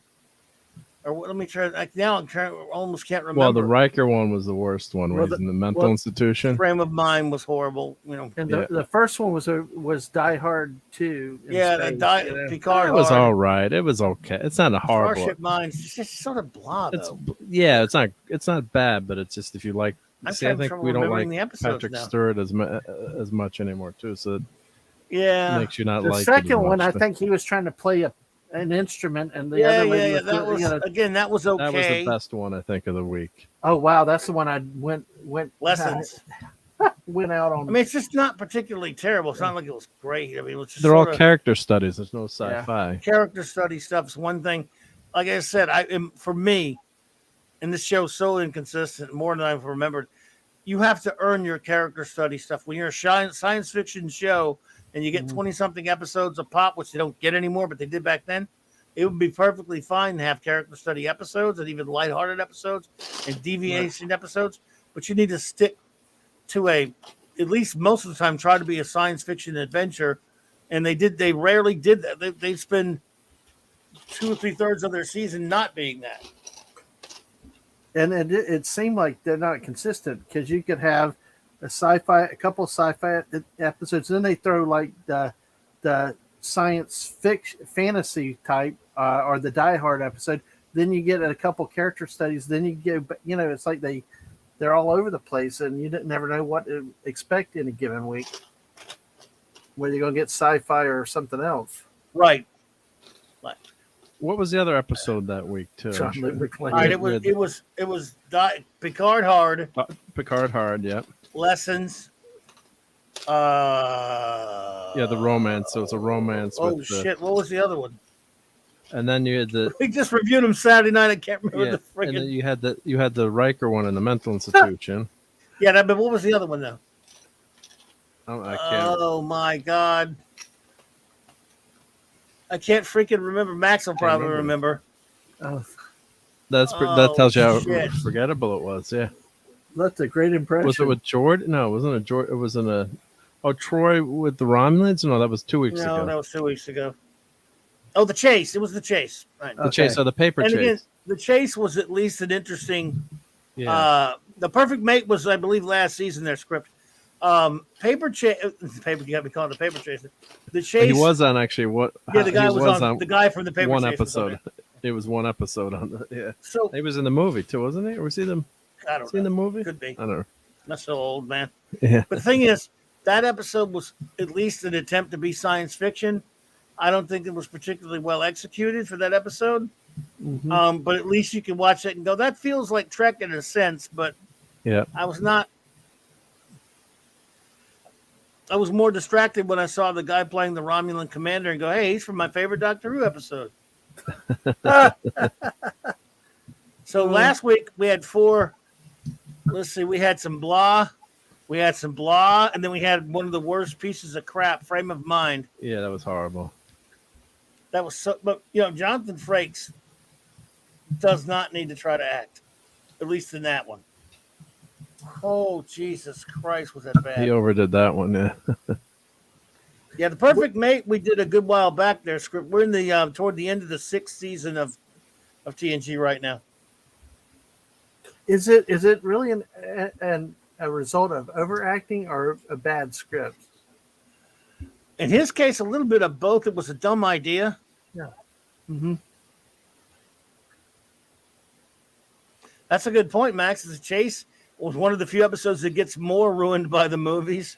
Yeah, because people kept talking about the scene in Generations where Picard found that, what did they call that thing again that the professor gave him, that really old object? Oh, that artifact. Yeah, with Artifact, all he the just people threw in it, or the little Yeah. like a Russian doll artifact almost. With the people Yeah, inside of he it. just threw it. He just said, screw it. Boom. I was like, Well, why are they I don't handling need a 14,000-year-old artifact with their freaking without gloves on, and then they're putting it on the table without anything there? I was going crazy when I was watching it. It's like, my God. Yeah, frame of mind's pretty. Now, you know what, Hungry? We've had so many bad episodes. It's tough to come up with a worse one, but its frame of mind's got to be bottom, if at least my bottom 10. Yeah, it was pretty bad. And then the we're gonna have the doctor one coming up with the ghost. That's in the seventh season. 7th season. Yeah, that's You know that one, Dad, man? what's that called? No, I haven't. So Sub, all it's these are called Sub Rosa. Sub Rosa. Yep. well, we will get to it eventually, but yeah, all these are new for me. Sub Rosa is just vile. It's so stupid. That's really, really bad. Worse than the children's show lead, or I guess creepy ones. Yeah. Well, all I know, Clobby, is that if Mark says something bad about anything, I really start to cringe. Yeah, because he's pretty easygoing. I'm pretty easygoing. He's a Yeah. very laid back guy. So You know, if he says it bad, it's bad. Script Doctor, I got to tell you about that. My history with the TNG is this. Of course, when it first came on, I'm pretty old. I was something like 23 or so years old when it came on. So I was real Trek all the way. Original series, but I was going to watch this thing and give it a chance. I watched it for the first 5-6 years or whatever. And on each week when they would run the syndicated episode on a Sunday night, I'd be on, after it was over, I'd be on the phone to a couple different friends. And basically our conversation was, sometimes it was like, yeah, that was kind of okay, but this that happened was stupid. That was kind of, in other words, we were criticizing and not really having a lot of fun. We were mostly not happy with it. And then, of course, eventually, like 6 seasons in, I just kind of stopped with it. And so I was always an original series guy. Anyway, I've gone back and got the new appreciation for it years later, even though nothing will ever replace the original series for me. I love Deep Space Nine now. I'm one of those who defends Enterprise. I love that. Even though they all have their faults, not a big Voyager guy. But TNG, going back now, watching them in an order, because I've watched it a lot over the years, but watching them in order now, like this, is the most wildly inconsistent show. I mean, just crazy inconsistent. You say the first 2 seasons are far better than people used to think they were. I think they have a lot of bad ones, man. Going back now, revisiting those, those first 2 seasons were real tough to get through for us. They're bad. So there was a lot of bad stuff. 3rd season, I thought had a lot of good stuff. 4th season, some good stuff, but they started falling back into their old ways and doing crazy, dumb stuff too.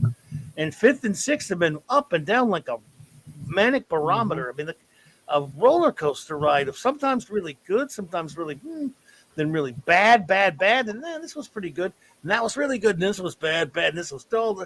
They're all up and down. This show, it was remembered fondly by a lot of people growing up with it, but if you go back now and watch it with a much later critical eye, it is a mess.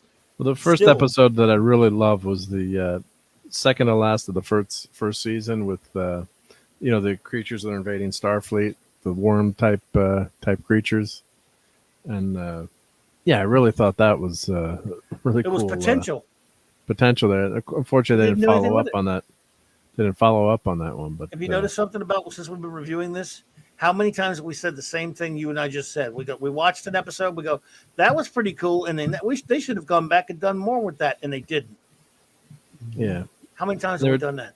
A lot. Yeah, they were trying to find their sea legs, so there were, and I think we go, like you look back at you really end up really liking the characters by the time you're done watching all 7 seasons, and I think they had that because they had so many episodes, and you really, Worf is a classic character. You love, you end up loving Worf, and of course, now we've got all the political garbage we don't want to get into, but that doesn't help your take on the characters today. But I'm as a diehard TOS person, but I was very I was open-minded. I'm like, I had that my roommate and I in college, we set up the antenna and we got the tuned in, waving the antenna around, trying to tune in Star Trek because we're both big Star Trek fans. And yeah, we finally got that first episode, and kind of Farport was pretty good. I think it's a good, solid first episode. Yeah, I like And, that. I've always liked that one. Yeah. Well, at least Q. they've been consistent in one way in the last couple of seasons, except maybe on one or two episodes. They didn't have any Wesley, so Yeah. And there's the thing: Wesley destroys so much of when he's involved. There's Yeah, rarely an unfortunately. episode. There's rarely an episode he's in that, unless he's just not doing much, that he doesn't seriously handicap. yeah. He doesn't seriously damage it. He's written really poorly. He could have been written as a fantastic character, but by Now- making him so brilliant, they just overdid, and not having him screw up more. Like maybe try to do the right thing but mess up. But and I need to go back and watch the original series for the first time. But it seemed like the three big were Kirk, Spock, and McCoy. But you had Scotty, yeah. But it's like everybody else had kind of like minor roles. I hope I'm characterizing it right. But this one, but the TNG, you got like what 6 to 8, like almost leads in a way that are pulling on for screen time. Like maybe that there's too many characters they're trying to focus on and to incorporate, and that you end up losing something. In some ways, I Yeah. think, but also they had more episodes to work with too. So, like, I think if the original series had gone longer, you'd have gotten that Uhura episode, maybe, or the Sulu, Sulu episode, or more in depth on the other, the other characters, which would have been really cool to have, gotten. We got Chekhov got more attention, I think, because they wanted, they thought it'd, with the demographic, with with the ladies allegedly. So. Yeah, I think that could be part of it, and just the you watch that original series, right out of the gate, it's classic lightning in a bottle, TV where it's unequaled. I think like Twilight Zone maybe. Trying to think of series that that you watch it and you're like right from the start too, especially to get something like that's so difficult, sci-fi series, Wagon Train to the Stars, but to get that storytelling right and have those amazing stories, it's just an amazing occurrence. So part of it, you're comparing it to one of the all-time great TV series, and and then so some of it's mediocre, like that episode, the one where Picard falls in love. It's not a bad episode to give it a B or B minus. It's not bad TV, but it's also not Spock, Muck Time, great, falling in love and all the machinations that are happening there. So, that's probably how I would compare the two. So it's kind of a tough thing to, follow up on one of the, in my opinion, one of the greatest all-time shows, especially in that, the genre show like that. Well, they had big shoes to fill because, like, if you look at the top three, Kirk, Spock, McCoy, take TNG, you got Picard, Riker, and the Doctor or Troy. It's like two different worlds. I mean, you got and I think Claudia had mentioned the other night was like Picard is like you compare him to Kirk, and it's like two different worlds. It's like you got A-Team in the minor leagues. Well, I think that's why they went with someone that was so different, and Raquel keeps talking about they wanted to, get someone who was a French guy, someone who didn't, wasn't bald, not that I have any hair, but, someone more Kirk-like. And I think they went, the other direction to try to avoid that comparison. He's a more cerebral type of guy. Well, because Kirk is also brilliant too, but. Yeah, and fans can be finicky too. It's like you look at it and you just see Kirk number 2. Like they're just copying also. So there's like Riker, right? Something. Right. I'm surprised the ship hadn't been destroyed with Riker's libido out there. It's he almost did it one time, right? Yep. With that game, right? Remember the game? Oh yeah, the game. That was the Wesley episode. Yep. With Ashley Judd, right? Yep. Exactly. Yeah, they brought That's- that game on the ship. Yep. Yeah, Max read some Picard Yeah. falling in love again. Yeah. Whoa. Oh, how you doing over there, Clobby? I'm back. Sorry about that. Not a problem. No problem. Yep. We Script, got a few more pages. Yep. was it script? I don't know, man. I'm with you on Symbiosis and Heart of Glory, Nutrisone. I don't like too short a season too much, but they have a lot of great episodes, though, and a lot of. And there's the thing about that script, a lot of great ones. And even in later seasons, it's just that for each season's pretty. I mean, there was a lot of so much terrible stuff in season 1 and 2. And then 3 had a pretty nice chunk of good stuff. And then each other season after that, like you'd have up and down, up and down, up and down. And toward the end of the 6th season, I don't know, this 6th season was not, it was a bit tumultuous. But then, of course, next season 7, boy, oh boy. Oh man. Season 7 is worse than 6. I'm remembering it. I don't know. Going Might out on not a be. It's been a It's while. been so who long knows? since I watch it because I always watch TOS, and not Raquel, God bless her, like we're talking about, you rewatches everything. So I haven't watched it in so many years because I would always just put the original series on, especially when it was on Netflix, and you could just pop what episode do I want to watch tonight, or Jill would say she'd just put the random number generator on and roll pick an episode that way. See, if they had seasons that just didn't have unbelievable stinkers, they're just like this, little up and down here and there. But the thing is, that's the problem. Each season so far, each of them have had episodes that are, horrendous. Horrendous. Now, there's only 3 seasons of the original series. In season 1, all right, the alternative factor is horrendous. I can't name you another episode that I hate. There's some that aren't as good as others, but I can't name you another detestable episode. And I have some. There are ones I have criticisms of. Okay, season 2. There are some episodes that I'm not that fond of. I can't really name you one that I hate. Season 3. There's That's some where you ones get some I hate. clunkers. Right, so clunkers that I think are not very good, and there are a couple that I hate in there. There are a couple I freaking hate, but for the most part, it's a messed up season for sure. And still, whereas in each season, even ones with really good ones of TNG, there are episodes that are just laughably bad. But at least you get some great episodes on that season 3 too, like Enterprise Incident. That's season 3. No, right? I understand that. What I'm saying is, whereas these, But like you get all-time. I'm trying to say you get some all-time classics though too. Like in this episode 6th season, would you pick an episode other than Relics? I love Relics. Relics is the only one. Nope. There would be like. Let me look. Go back. I'll do a little memory lane here on the seasons, and see if there's a great one in each season. Because there's a great one. Here we're in season 6, for example, and we'll review it as a season, of course. Yeah. Let's see here. In season 6 this year, Relics is the only one that I love. I think that you'd watch again over and over. Yeah. That's the one. There were interesting things in some other episodes that we talked about, but that's one I've watched over and over again over the years. We started with Time's Arrow Part 2. That was okay. Yeah, we've got some okay ones. Interesting, but yeah. Yeah, Chain of Command. Some good. I did like Ship in the Bottle. I know Raquel didn't like that one.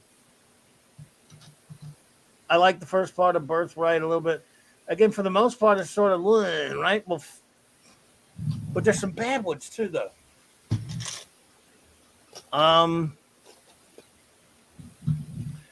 Spock's brain is ridiculous, and it has some nice eye candy. Brain, what is brain? But actually, and the Children Shall Lead is worse though. And so is there in truth no beauty? Those are Garbaggio. Yeah.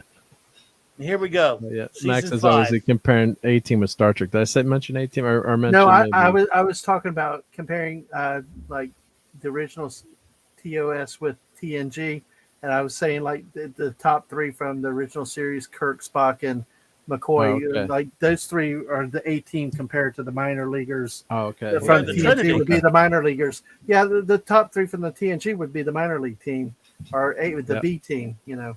Yep. They're the I love the Trinity. A team though. Yep. They're the Trinity.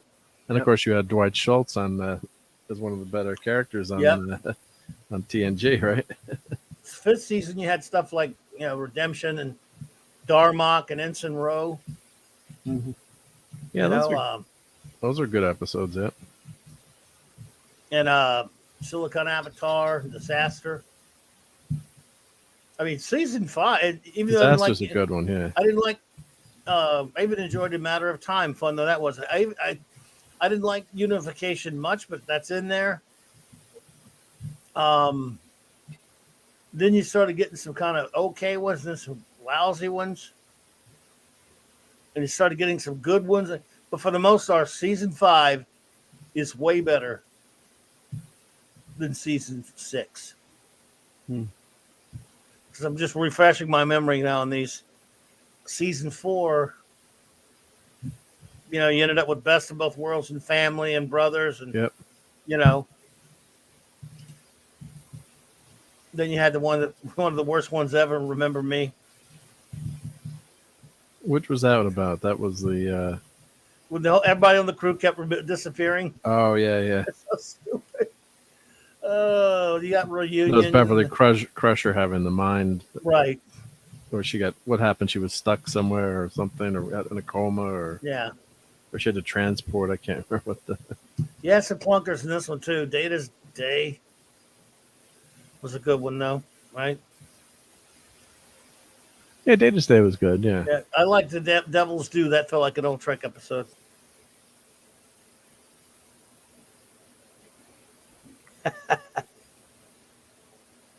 Yada yada yeah. Slightly yeah. says Max Redstone. Clues, Galaxy's Child. Remember that one, Geordie? First Contact. Wow, that was a really good one.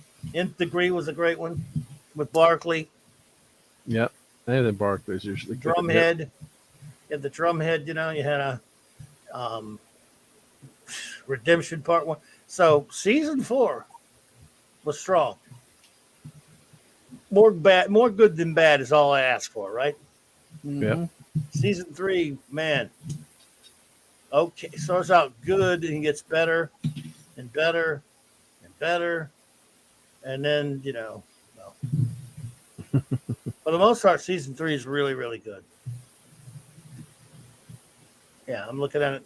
I'm refreshing my memory of the episodes now. Season 3 is, it really saved the show probably.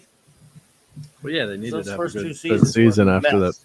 Yeah, the first season's bad, and the second season, yeah, it only survived because it was Star Trek. I mean, when you think about it, right? I mean, most other shows wouldn't have made it.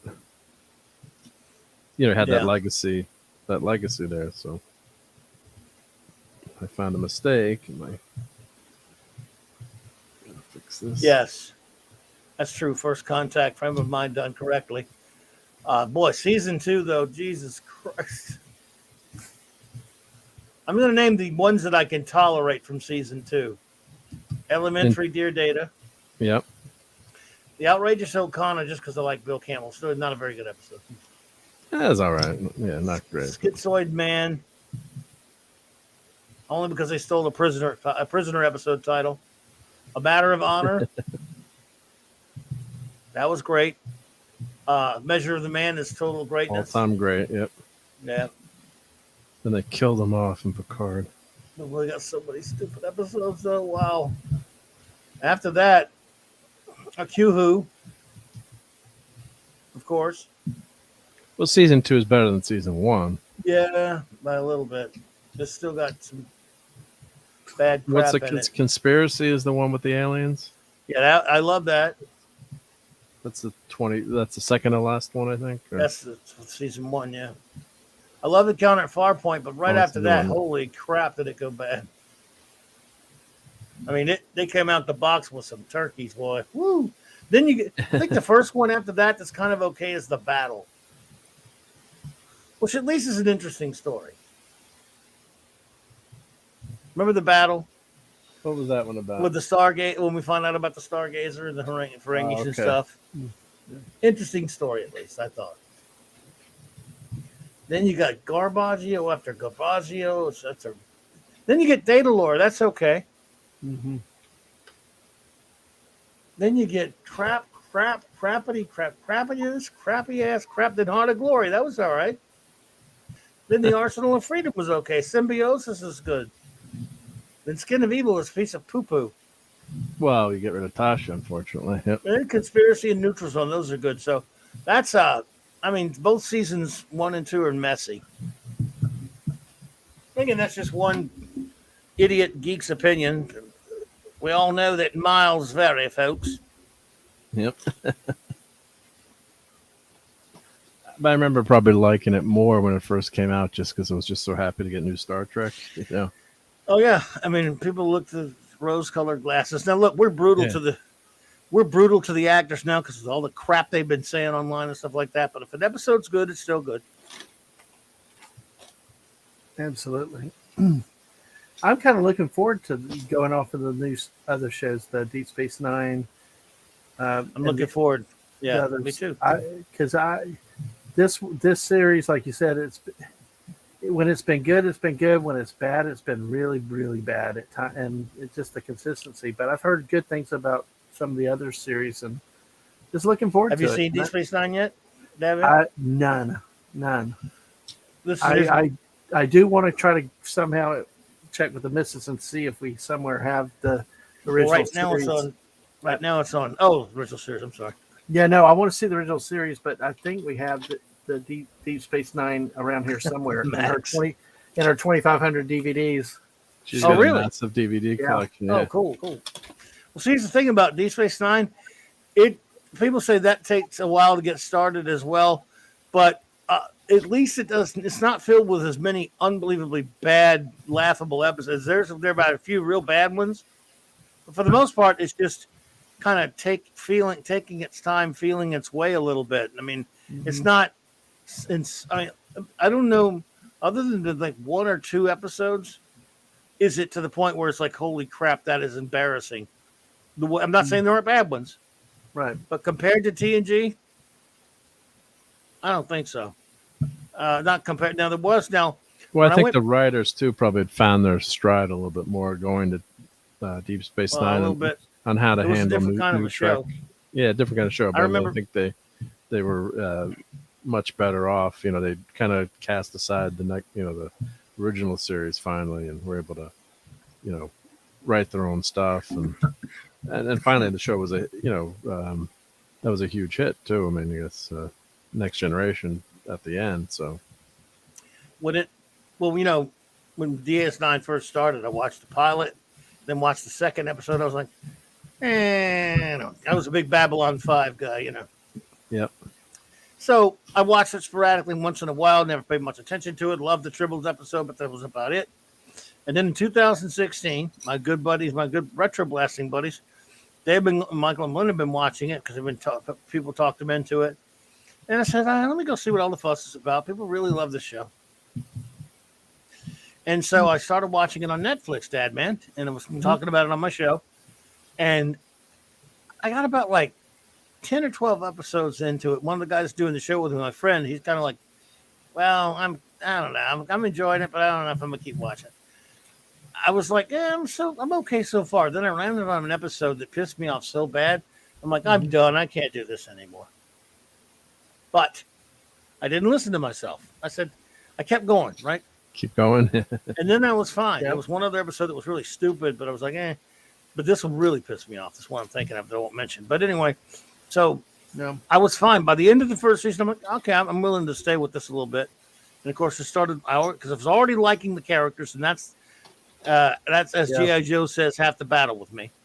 Right. Yep. Yeah, it's like Max mentioned, or Huggy Bear mentions Miles, being a great engineer. Like you ended up loving that character, even though it was a big character, and it became a major character down the road.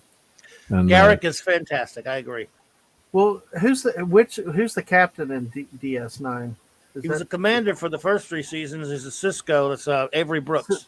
Okay, so because I've heard you talk very, very well of that I character. love that guy. And I've always thought that your main character can also guide the direction of your show. If you have a good, strong main character, Yeah, lead, Avery Brooks is terrific. everybody else Yep. can follow with him, and because And of course, he lost his family Absolutely. to the Battle of Wolf 359, so he hates He lost Picard his in the wife. beginning. Yeah. He lost his wife. Yeah. Yeah. Well, and he's again. Did you ever see a show in the '80s, Dad Man, called Spencer for Hire with Robert Urich? I saw a few episodes. I'm familiar with the show. Yes. Well, the gentleman named Avery Brooks was his character called Hawk on there. He even had a spinoff later called A Man on called Hawk. Yeah. He was like a badass dude on there, and he was really. I like Spencer for Hire was a good show, and he was the best character on there. I thought, and I he liked. was good. Yeah. And so when I saw he was playing it was Commander Cisco, I was like, oh, cool. It's Hawk. I was like, that's cool. I think that's great. Who played Spencer? Was that Robert Urich. Robert Urich, right? Yep. They're based on a series of really good novels by Robert B. Parker. Spencer books are great. And, so that was a pretty good show. Yeah. Yeah, no, he was a good actor on that one. Yep. Good character. Yep. And he got a spinoff that didn't last that long called A Man Called Hawk. But I'd like to watch that again. I'd like to watch that again. Who was a better Hawk, Buck Rogers or Spencer for Hire Hawk? Tom Christopher was an okay Hawk, but obviously, your boy Avery's the best. Yeah. And again, he's just a great actor. He's a brilliant actor. He's just, man, I love Cisco. What a great character. And again, no one will ever touch Kirk for me. And before I went back and started watching those, my second favorite was Archer. And I really do like Archer a lot. Right. But Cisco, wow. And by the way, Cisco's pissed me off before. He's done some things. I'm like, I don't agree with that. That's horrible you did that. But that's one of the great things about the show. And he loves baseball. That's his thing is baseball. Yep. And of course, he's got doesn't he have a baseball on his desk from the last ever game played? Yes, he keeps a baseball on his desk all the time. And it's they predict the end of baseball in Deep Space Nine. Yeah. Oh well, I won't go down that rabbit trail because I can agree with that. So you think baseball? I love baseball, but I think it's a dying sport too. Unfortunately, I love baseball. I love playing it, but I can't watch MLB now. Back in the '80s, the whole thing, you didn't see ads in the stadiums and stuff. That was minor league. That was Bush League. Because I worked at minor league baseball park. And now the last time I looked at Wrigley Field, it just broke my heart with all it's just commercialization. And now you got the DH and and then extra innings instead of having a 20-inning marathon. It's now, we're going to put somebody on second base. I could go on forever. I'm sorry. So I got you. It just, I can't watch the game anymore. It's not what I grew up with. Well, Dad, did you watch the USFL debut this weekend? I missed it. I wanted to, but we had things going on, and I missed it. So, yeah. Who's televising it though? There's the thing. It's so annoying. The television. First of all right, Saturday night it debuted. All the games are being played in Birmingham. And they're the same teams as the old USFL from the early 80s. Not Birmingham, England, right? No, sir. Alabama. Oh, my gosh. Wow. And, it's pretty, you could go watch a game for like $10. I guess, it's pretty cheap. And they filled up the stadium pretty well for Saturday night's game between Birmingham and New Jersey. And I watched as much as I could of it. That was on national TV. Was it okay? Okay to watch? It was pretty cool to watch. Their uniforms are like, wait a minute. You need to. They look like the 49ers and anyway, but so they had a pretty good crowd. They were on NBC and Fox. Okay. Fine. So the next day they had 3 games. They ran one that was you could see it on what was it? I forgot on one of the networks, right? Well, the one I wanted to watch with the New Orleans team, obviously, the New Orleans Breakers, and it got pushed back to some kind of weather thing. Houston and somebody else played before that. That was only available on USA Network, which I don't have. Right. Then the night game was only on FS1. So sometimes they're going to be on NBC. Sometimes they're going to be here and there. But just show them in one spot and show them where everybody can watch them. Yeah, because I wouldn't mind it's just have a little football to watch, even though the NFL does own it. But they're playing the games in Alabama. All the games this year are going to be played in Birmingham. There are only 8 teams. Wow, that's just that's something. But hey, I knew they would come back, but it was like that, and I would love spring football, but yeah.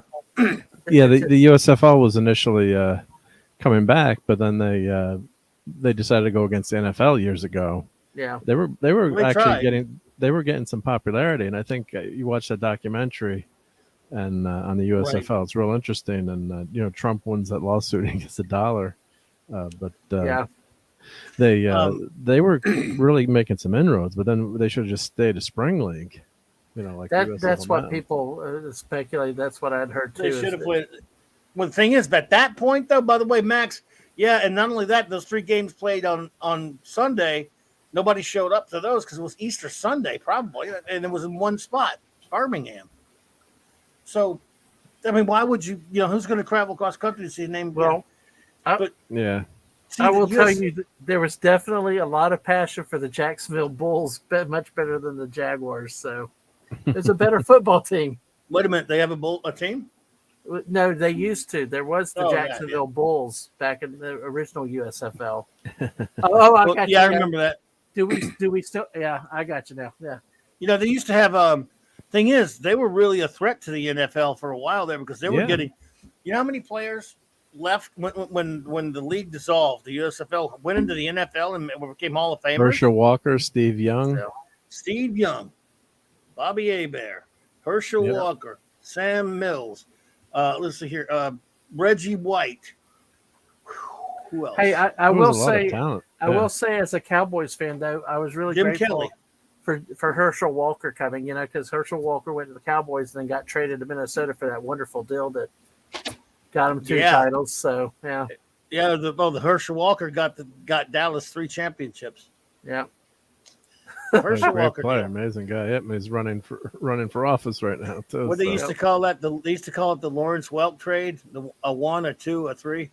Have you ever seen the stats on that where they showed all the players that Dallas got out of that trade? No, I haven't seen that. Ungodly. Yeah. Oh, because so many levels. Yeah. On every position, for like 3 years straight, they got perennial Pro Bowlers and about a few Hall of Famers. Yep. Yeah. And who was the head coach back? Now I missed Tom Landry, and he got dumped. It was Jimmy Johnson. Exactly. Yep. We know who built the franchise, but anyway, we know who built it and who takes credit for it. Yeah, we do. Well, what Jerry Jones did to Tom Landry was a disgrace. Yeah, it was bad. Yeah. That was really bad. Yep. All-time class. And I grew up as a Cowboys fan because you picked the team in the 70s. My dad didn't watch 70s. Football. Yeah, so you either steal it, around here. Steelers or Cowboys or maybe Giants. Definitely, maybe some Jets. But, you kind of watch TV. And my dad was, from Europe, so he didn't know anything about football. So and he never watched sports. He hated watching sports. He'd watch, only thing he'd watch would be skiing or motorcycle racing.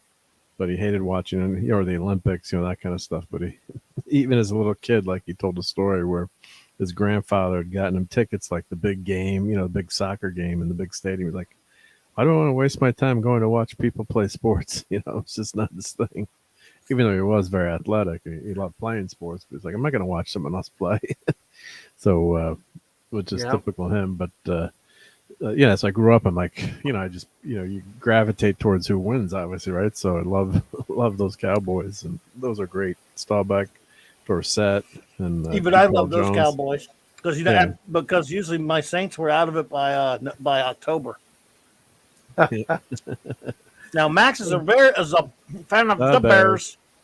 The Yep. Bears. 86. Yep. I have many friends who are Bears fans. Max, I feel you, dude. 100 years in existence, and you've got one Hall of Fame quarterback. That's got a sting, but you have Sweetness, and you have Butkus, Yep. and Gale Sayers, and you have the '85 Bears, and Ditka. It's Not an going to all-time mention Buddy legendary Ryan, but team. Yeah, all-time legendary team. Yep. yep. Oh, this and the should've been fridge. They had the fridge. In the the fridge. fridge. Yeah. Yep. So they had a lot, and you had the Papa Bear Hallis. So hey, Yep. All right, guys. Well, I got to get to a meeting tomorrow. Not too All right, early, dude. but got to be there. So Max is ending the discussion. The Bears.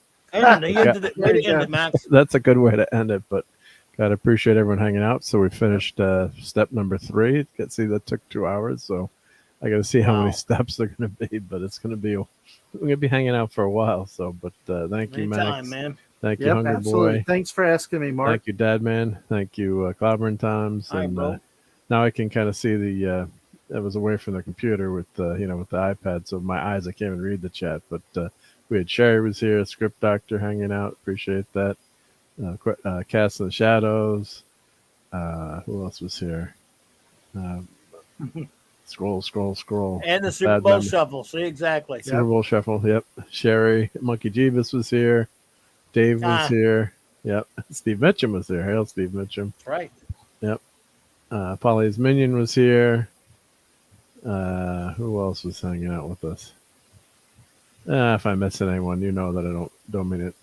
Captain No, James C. Dave. Skywalker was here. Yep. The Yep, stream Captain element Skywalker. spot. Yep. Yeah. The bot was here. Yep. So Yes. telling everyone to sub to everyone. So Did you say script doctor already? yep. He did. I think I said And Cast in Script Doctor. Yep. Shadows and Script Cast in Doctor. Shadows. Yep. Okay. Yeah, and appreciate the great everyone. Max Redstone, Jeffrey. Yep. That's my buddy Geoff, as a joke. Yep. Yeah. Geoff for Jeff. Yep. So he's telling me to get to bed early. Yep, He's like get my some sleep there, second mom. Yep. Go to bed early. So yep. Have a great morning, great night. Max, I think it's like I don't even want to know how many steps. Let me grab the book. Hold on. It's a lot of steps, dude. Run. Page 92, and the book goes to page of just instructions, because page 92 goes to page 355. Oh, wow. So it's Wow. so we're step. Yeah. We got a long ways to go. So I hope you like hanging out. Take it easy, hungry boy. I think about a quarter of the way. Not even yet. Yeah. But hopefully it'll go faster once you get the base there. So, but it's it's a lot of fun. So, let me take care, hungry boy. Everyone have a great day tomorrow or today, wherever time zone you're in. And I'm gonna put this. There's the background screen up, and we'll get the Ghostbusters to. Not the Ghostbusters. I'll do the Blues Brothers to send us off. So, take care, everyone. Catch you tomorrow, hopefully. Yep. Bye, everyone. It's 106 miles to Chicago. We got a full tank of gas, half a pack of cigarettes. It's dark, and we're wearing sunglasses. Hit it.